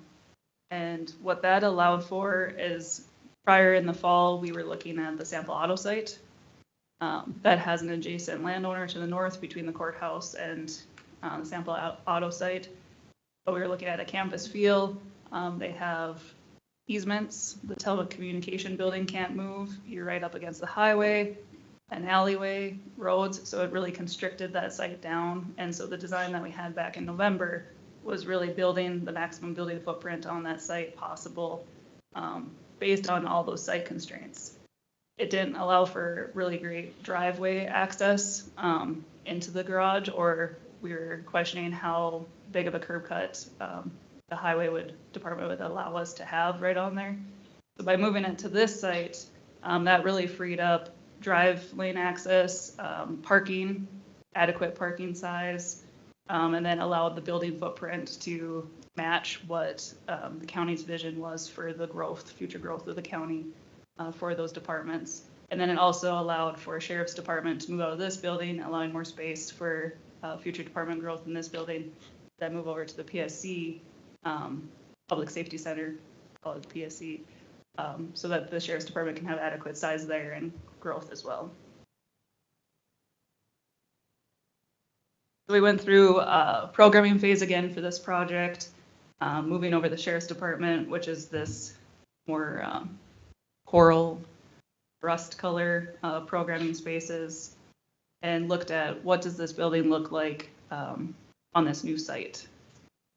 So we're still looking through the easements. There's a pipeline and water line that go through here, so we haven't fully sited the building yet on how close it would be to the highway for some of those restrictions. But there's definitely enough space on that 7 acres to fit that ideal size garage space when considering the fire department bay, and then also the office space. On the floor plans here, you'll see the office side. So we actually have a three levels to this building, a basement with a 2-story, and that provides enough space in the basement for a shooting range. We're going to design that shooting range as an ad alternate, but we want to make sure that we're coordinated throughout design to have the correct concrete walls in place, slopes, anything that's needed for. It's easy enough for that company, whether it's day 1 or 2 years, 5 years down the road, to easily bring in all the equipment to fit out that space. First floor is the sheriff's department, since they'll be accessed by the public the most. And this follows what Sheriff Kuhn has in mind based on any future impact growth to the county, and then also provides that space for all their existing offices and patrol workstations. Second floor has the emergency operations. I believe they're in the weed department building right now. So this gives Sarah and her department a home base. It moves the public health up, right sizes them to their current use. It also has a corner office for record keeping. And then this training room is seen as an emergency operations center space, space for sheriff's trainings, and then it'd be up to the county too if they were to open it up for any other functions. On the garage side of things, we have enough parking for different vehicles that the sheriff's department has, which is kind of all this yellow space, along with a dedicated bay for emergency management for pickup and trailer and any supplies that she has. And then in evidence bay, evidence storage and processing, K9 and the DEA storage for those K9 dogs. And then we also on the end have this fire equipment bay, which they're planning on parking 1 to 2 trucks over at this location. And then above the evidence processing and evidence storage, we have a fitness area for the tactical training that the sheriff's department does. And then it was talked about opening this up to county employees. That would be a mezzanine within that garage space. We looked at different seating arrangements on how many people could fit in that training room. And then looking at the exterior of the building, this would be a precast garage space, concrete, insulation concrete, steel joist roof with EPDM membrane and proper roof drainage so that the site doesn't have any issues at the parking areas with rain runoff. And then we're looking at a Core 10 metal panel on the office side to tie into the courthouse building. And that would be emphasizing the public presence of the building and like the public are welcome here. The public is interacting with that building. So this is just a couple more elevations of that. And then this is, oops.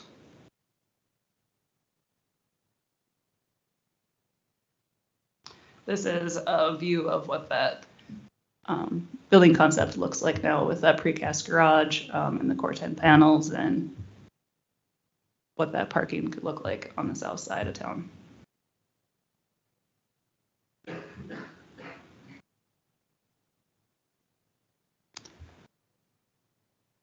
Any questions on the PSC scope? You know, on page 20, it shows the building, is it not straight or has it got a jog in it? Concrete apron? Yeah. Yep, so this is a core 10 panel, like the office building here, and the stairs and entryway is in this middle portion. Again.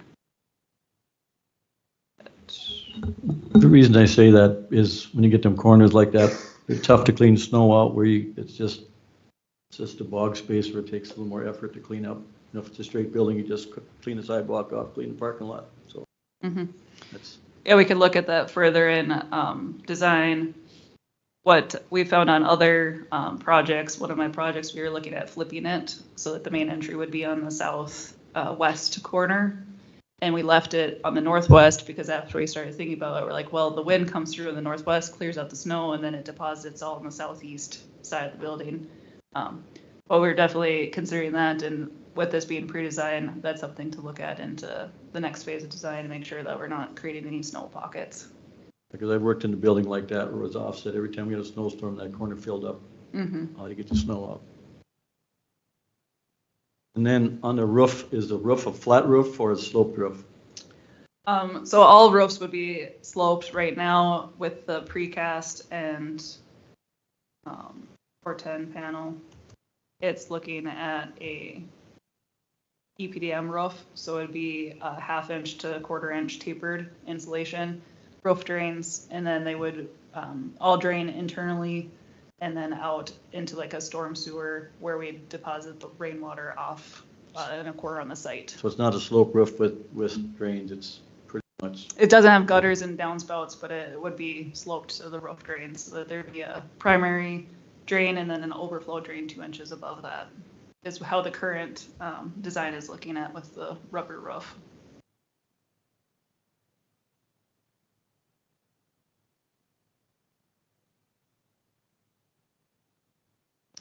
And then I had a project budget sheet in here. We understand that the project budget has been set at 20 million with $500,000 of site acquisition costs coming out of that for the new PSC sites. So lowering that budget to 19.5 available dollars to spend. And what goes into that project budget are these 3 items: the construction cost as estimated by Dunn for the current understanding of project scope and design intent, the soft costs, which would be expenses paid directly by the owner for services outside of the construction scope. That includes professional fees, geotechnical and topography surveys, special inspections, and different equipment for the building. And then our budget does include a contingency. Right now, we're thinking that contingency is about $800,000, and that's based on owner having that money for any unforeseen conditions. They start excavating for the basement, find a buried tank. If there's any owner changes, or maybe we end up having to add more acoustic panels or anything that comes up during construction, then that owner contingency is a part of that budget to help cover any of those costs. And we're confident that we'll be able to provide this project as current working through with the building committee on those designs and decisions in the next phases to meet that budget. But we just have to look at schematic design for those HVAC improvements on the courthouse is the only thing that's not really including right now.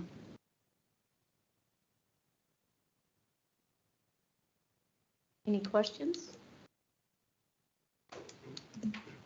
So there has been no real number, like you had the options for on the pre-engineered metal building versus precast.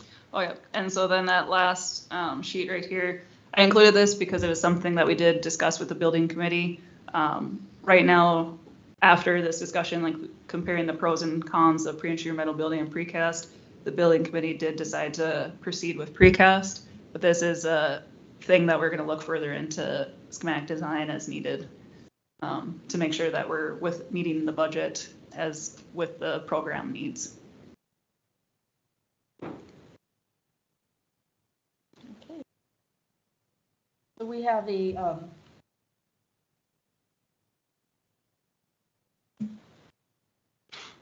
Caitlin had sent out contract amendment for basic services. The amendment, Amendment 1 to the contract.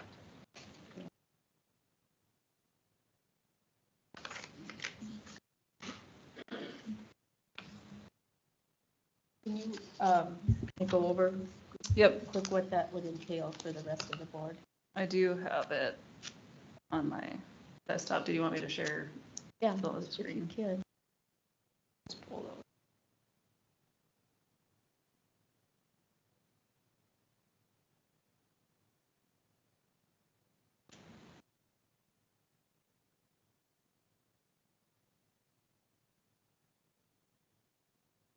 Okay. Do you want me to cover the PSC one first? Yeah, go ahead. Okay.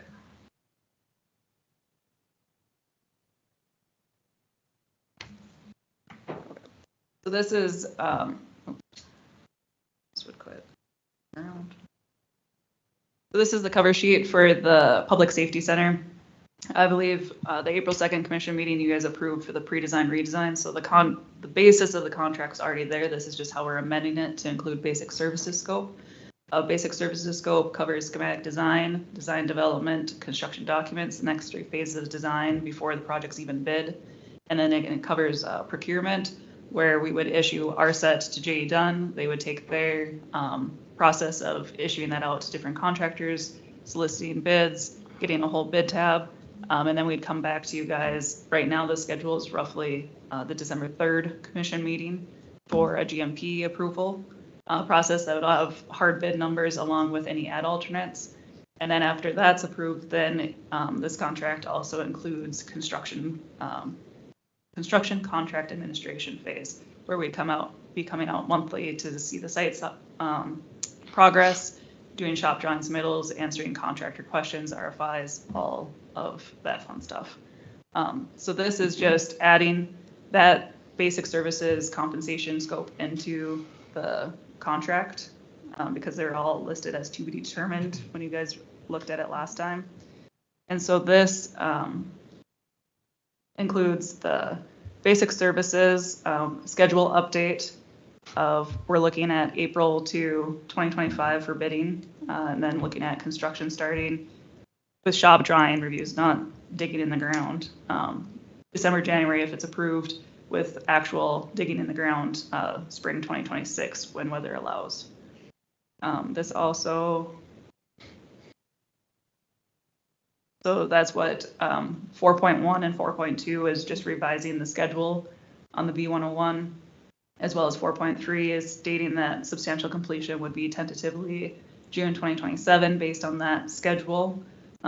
If it were to be approved and move through those next phases of design at the current schedule. We're looking at bidding this out as a construction manager with a competitive bid for a GMP and 1 bid package. There'd be no phasing on the PSC side of things. I've revised it to include the engineers that we would have under JLG's contract, which would be higher engineering for structural, prairie engineering for mechanical and electrical. And then I replaced 11, section 11 is the compensation, so that the percentage would be based on J.E. Dunn's construction cost estimate. So like the SD fee would be whatever that construction cost is only times 7.75%. That would be, and then there's 20% of that would be the SD fee. And then we would reevaluate that again in design development if it goes up or down. That would be 28% fee, and then we would actually fix it based on that. So if there is any escalation that comes up, tariffs, or any additional costs between design development and bidding, we're not increasing our design fee on that cost. We're just fixing it at the design development estimate prepared by J.E. Dunn. And that would include any ad alternates like the shooting range if we leave that as an ad alternate. And then civil engineering fees, those are still to be determined. So we'd have to come back as another amendment to this contract once we understand that. I do have, share my screen. Highlands sent me this email as a, and I put a description of this to email it to Tracy, but for the Public Safety Center, General site improvements, we don't know yet where all the different improvements and how much scope that it would take. So that fee would be fixed after schematic design once we completely understand the scope. But it would be plus or minus these numbers, which ultimately adds up to around 36,000 to 40,000. But if a lift station's not required, we wouldn't design that, we wouldn't build for that. The septic drainage field system is a add on that because it's not on any city sewer system. And then just the general site depends on like how much scope we're touching on that 7-acre site. And then we have the bottom part is just filling in that percentage breakdown. So through SD phase, it would be 20% of the fee, 28, and then all this ends up adding up to that 100% then for a complete project delivery of basic services.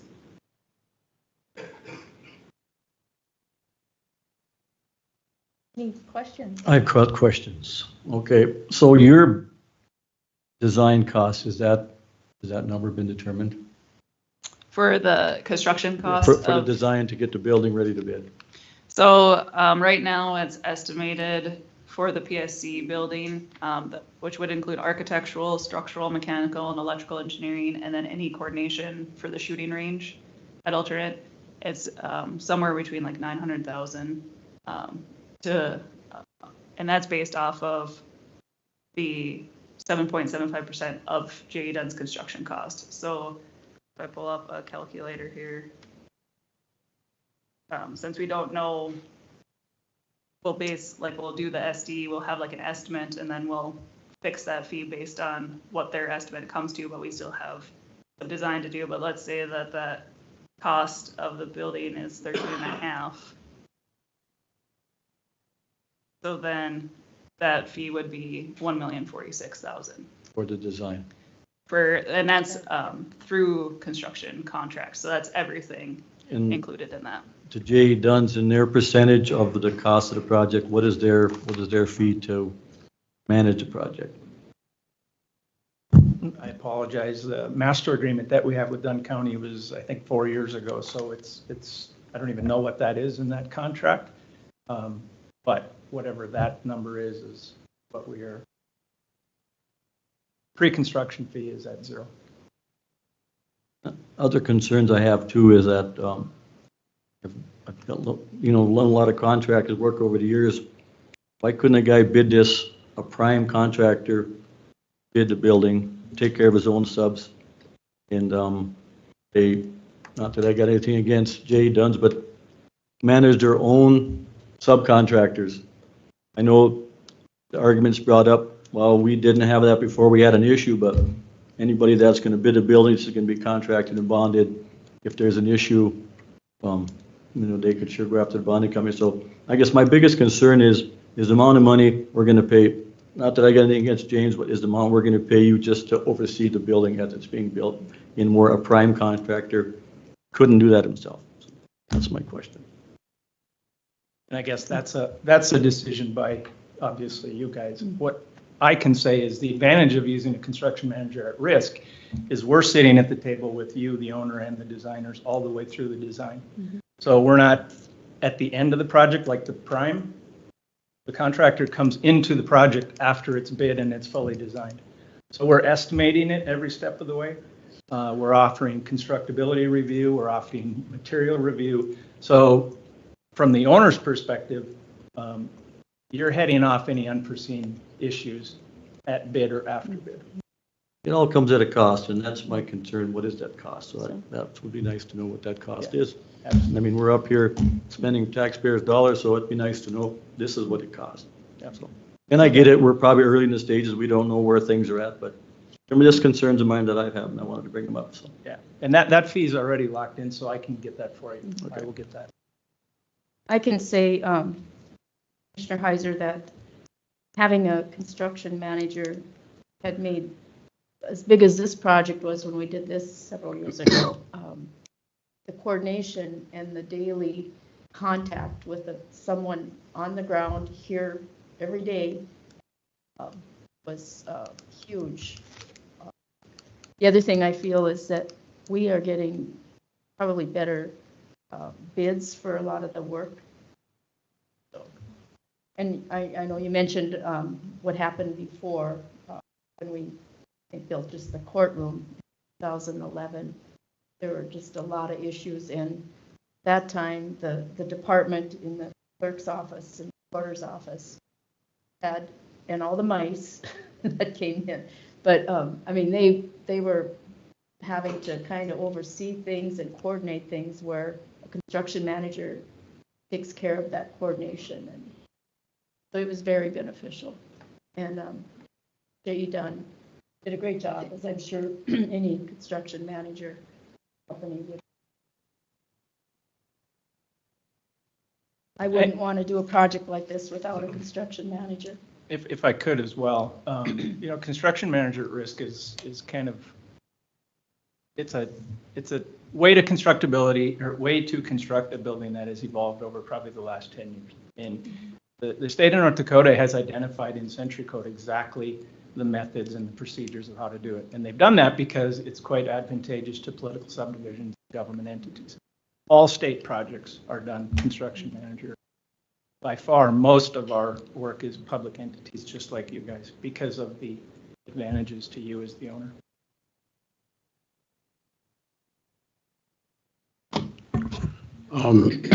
I heard something about change orders. I don't know exactly, just, I don't like change orders.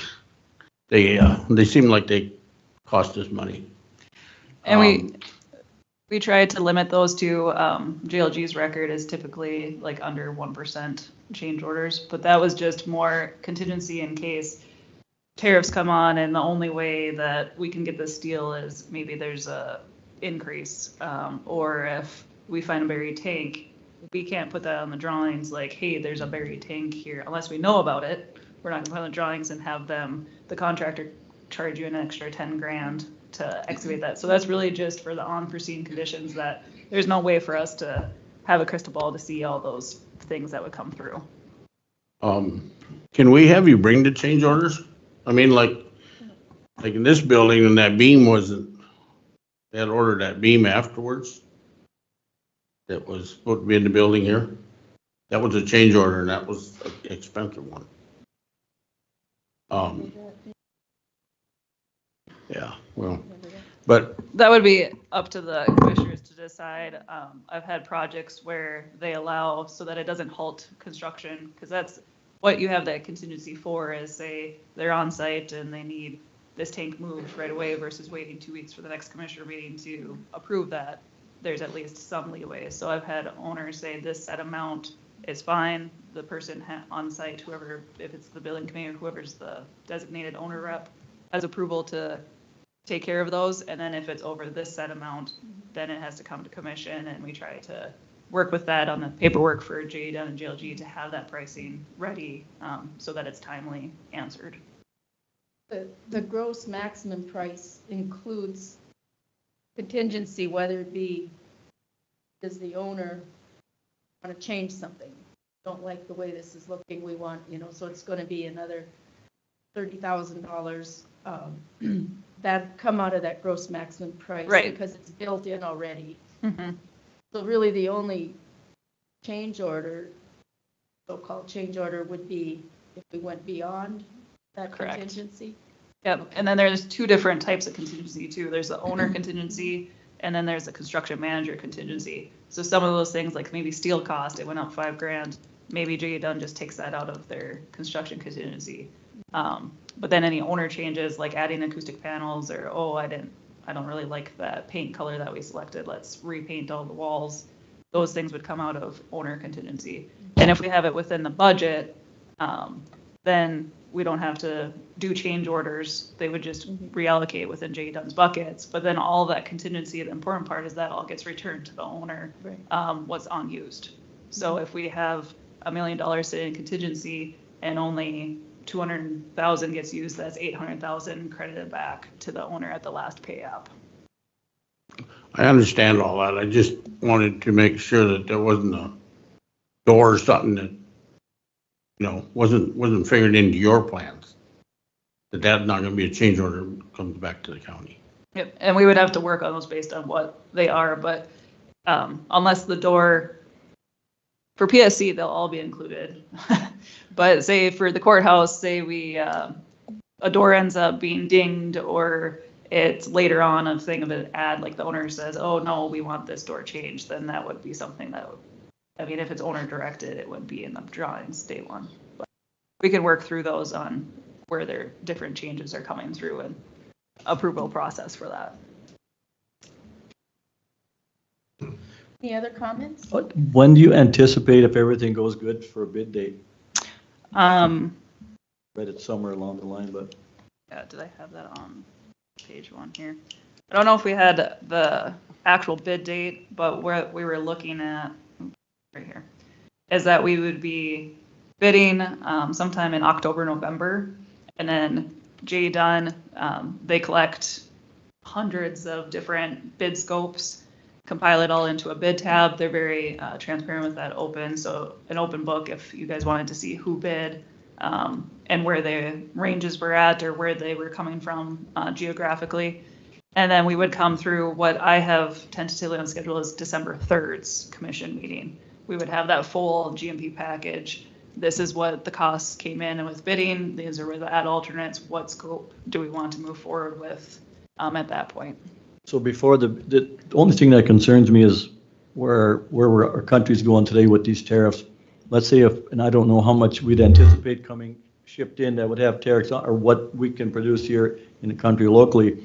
What if this thing was just out of control and then pretty soon when they do their estimate, it's way over. So what do we do then? I mean, it's reality, guys. We don't know what's going to go on in the next 12 months. It is, and it's a common question right now with projects that were at this, point in each of the projects, because tariffs are changing literally every day. Every phone call into the White House, it seems like the number changes. So what we've been doing is, we have our construction contingency, we have owner's contingency, we have a design contingency, we also have escalation. So of those buckets, right now, we feel comfortable where we're at. But you are absolutely right. That is good today. 6 months from now, hopefully it'll be better. Revisit. Yeah, hopefully better, but we will continually have to revisit that issue. Thank you. And when the time comes for bids, if it's way over budget, we always got the ability to deny all bids too and not move forward with the project, right? Correct. We will come to you with a complete breakdown of all the bids, who bid, where they bid from, and then we present the guaranteed maximum price. And that is the point where you guys vote and things move forward. So you have total control up to that point. Any other questions? Not, we have these two amendments to the basic contract amendments. So in order to move forward, we would need to approve these. Madam Chairman, I move to approve the amendments. There's a motion to approve the amendments. Is there a second? I'll second. Seconded. Motion by Commissioner Pelton, second by Commissioner Olson. Approve the contract amendments. JLG. Further discussion? Not roll call vote? Commissioner Heiser? Yes. Commissioner Olson? Yes. Commissioner Pelton? Yes. Commissioner Kleeman? Yes. Commissioner Dalzell? Yes. Motion carries. Thank you. Thank you, guys. Yep, thank you. Much. Okay.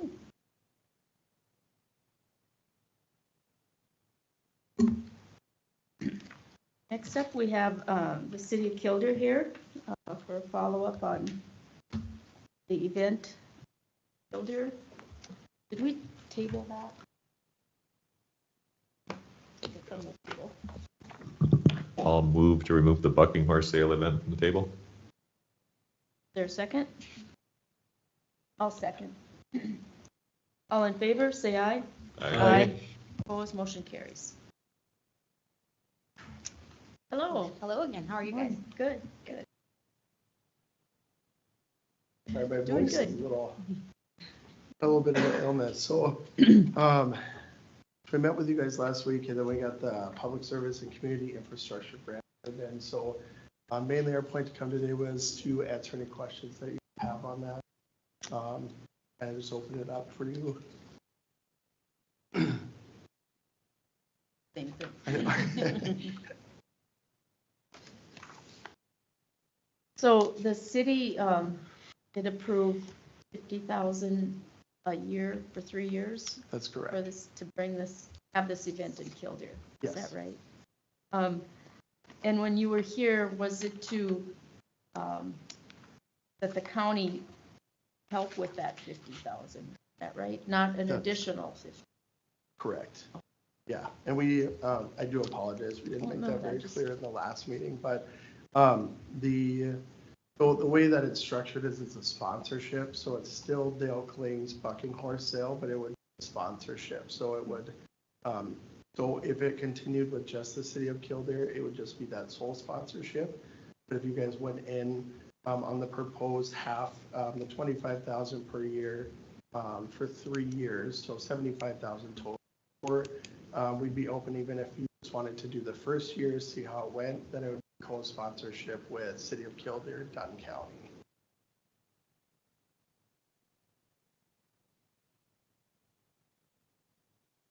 Can you kind of sell this a little bit? I'm a little torn on this thing. Yeah. I don't quite see the vision on this whole event here. Absolutely. So I think the overall vision when we started talking about this, we started talking about this at the Killdeer Visitors Board. And so it came up that Dale Kling was planning on potentially selling to Rapid City. So the idea was to keep it local in the area and potentially provide more programming throughout the summer. And then early on in the fall. We do understand with school starting and that sort of thing, it's like with this sort of event, harder because it is a during the week event. But the idea was to build it up and have more programming with it. So I'm originally from Miles City, Montana. Miles City, Montana Bucking Horse Sale, it's huge every year. It brings in a lot of people. And so the overall idea was to potentially build up a big bucking horse sale that would be popular in western North Dakota. So we can kind of piggyback off because the bucking horse sale in Miles City is the third weekend in May every year.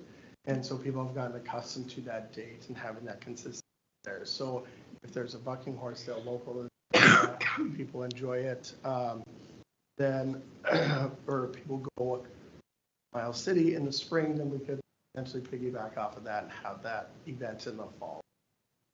Create that circuit with that. How did the dates get picked? Why is it on a Tuesday and a Wednesday? So that is primarily because of the because of how bucking works circuit. So it is a niche market as far as who participates in it, what these horses can potentially afford. Some of the big name horses can go up to 100, that sort of thing. And so they have big names with big money that come in and fly in for these types of events. So based on that circuit time, as far as Dale explained it, is there are other bucking sales that are in conjunction. So that's why he has these. They do fluctuate. We looked into it. They do fluctuate throughout the week depending on the.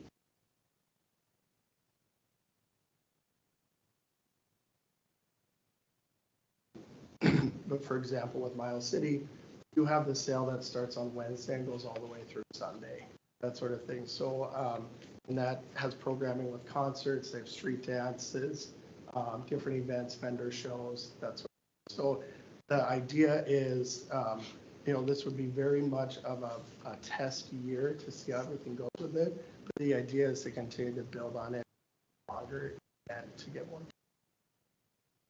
The event itself brings in about 200 to 300 people, just with buyers, athletes, people that come to work just the event solely.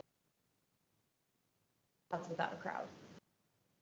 Those are people from out of the area, or that's Out of the in-area area. people? Out of the area. Out of the area. So those people are coming money in town and county, staying here for up to 2 days. I shouldn't say all of them are out of area, but most of them are. Yeah. I know several years ago, Alicia Fedek, Wiley Bice come in and tried to get some money so that Alicia could put a rodeo on. And we turned that down because that was a private event. And Kling's, I mean, I'm very well know what horse sales are all about. And Dale makes a lot of commission. He, also the catalog fee. This is kind of supporting a private individual. So I don't know if the county can do it. The city, I can see where the city's gonna be all right on this because they're gonna have motels, restaurants, bars. But as far as the county, I don't really see where it's gonna help the taxpayers out.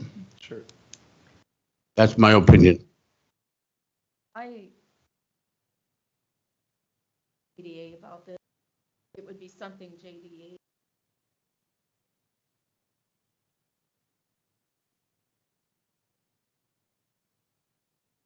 If they do have event type things, I would look at their spot. I would say.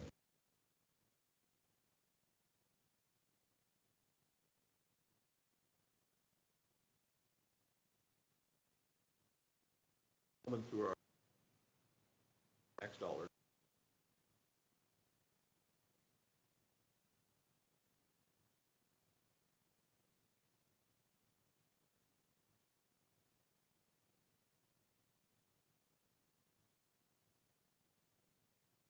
Yeah.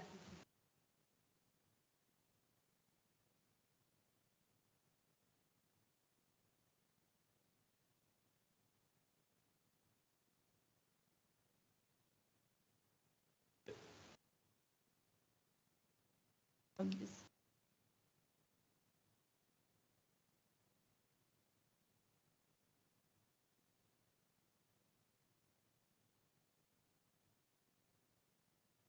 21st of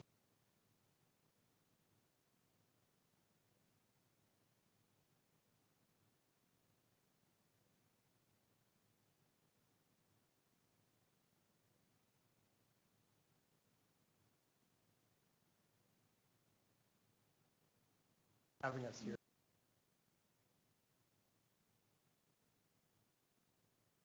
I'll visit with Carrie, and I think I appreciate you coming in, and that's why this is funds set aside.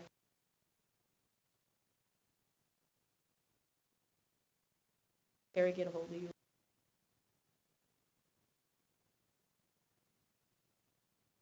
Thank you. Yep.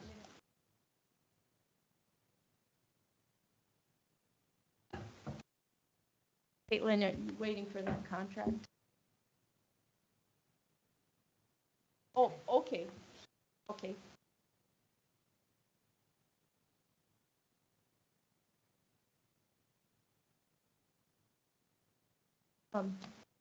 Barry, did you have anything?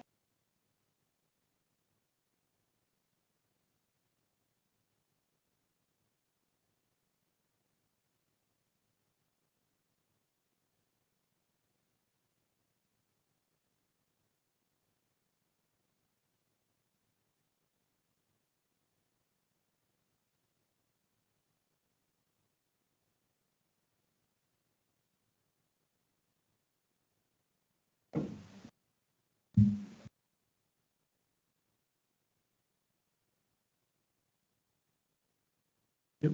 Terry, if you could come back up here once you ask if you got something. One thing that come up yesterday on a road project, the saltwater line was installed probably inside the right of way. We have to do a little redesign there. I think when these guys bring these permits in, either we get in these potential roads, we're gonna have a cut if they bury it deep, so it's not in our back slope. That was the issue yesterday, so make sure that when they permit these, that they're out far enough or deep enough so it avoids, I mean, because it's a high pressure saltwater line that we're dealing with. Which side of the road is that line on? It's on the south side, right close to the intersection. Most time with them, do them come through us, or they, Nope, all the utility permits come through us. but I mean, if that line went on that guy's property, we don't have no control where they put it, do we? Nope. I think it's in with Just the in our 33 right of feet way. though. Just not right, just within a crossing or, Yep, it's got to be 6 feet below the ditch bottom. And if there's a road project in the area, we usually send it to the engineers first before we even bring it to you guys. That was the conflict we dealt with yesterday, so I mean, it's just something to make sure. Deep. And I think if we measure, it's probably within it, but I think that we've come to resolution with this. It's important to make sure they get it out of our way, especially in something that's not been regraded. Yep, so if that permit's in place, same thing with their electric.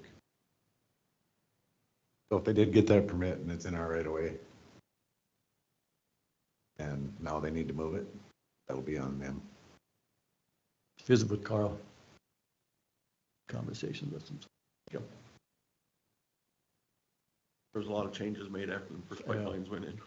Well, and not only that, right now it's with the marathon in ConocoPhillips and there's so many different, had their hands on it, so.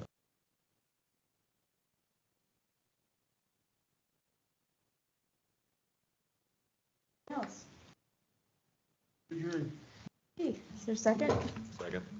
Motion by Commissioner Kleeman, second by Commissioner Olson to adjourn. All in favor? Aye. Meeting adjourned. Thanks, everyone.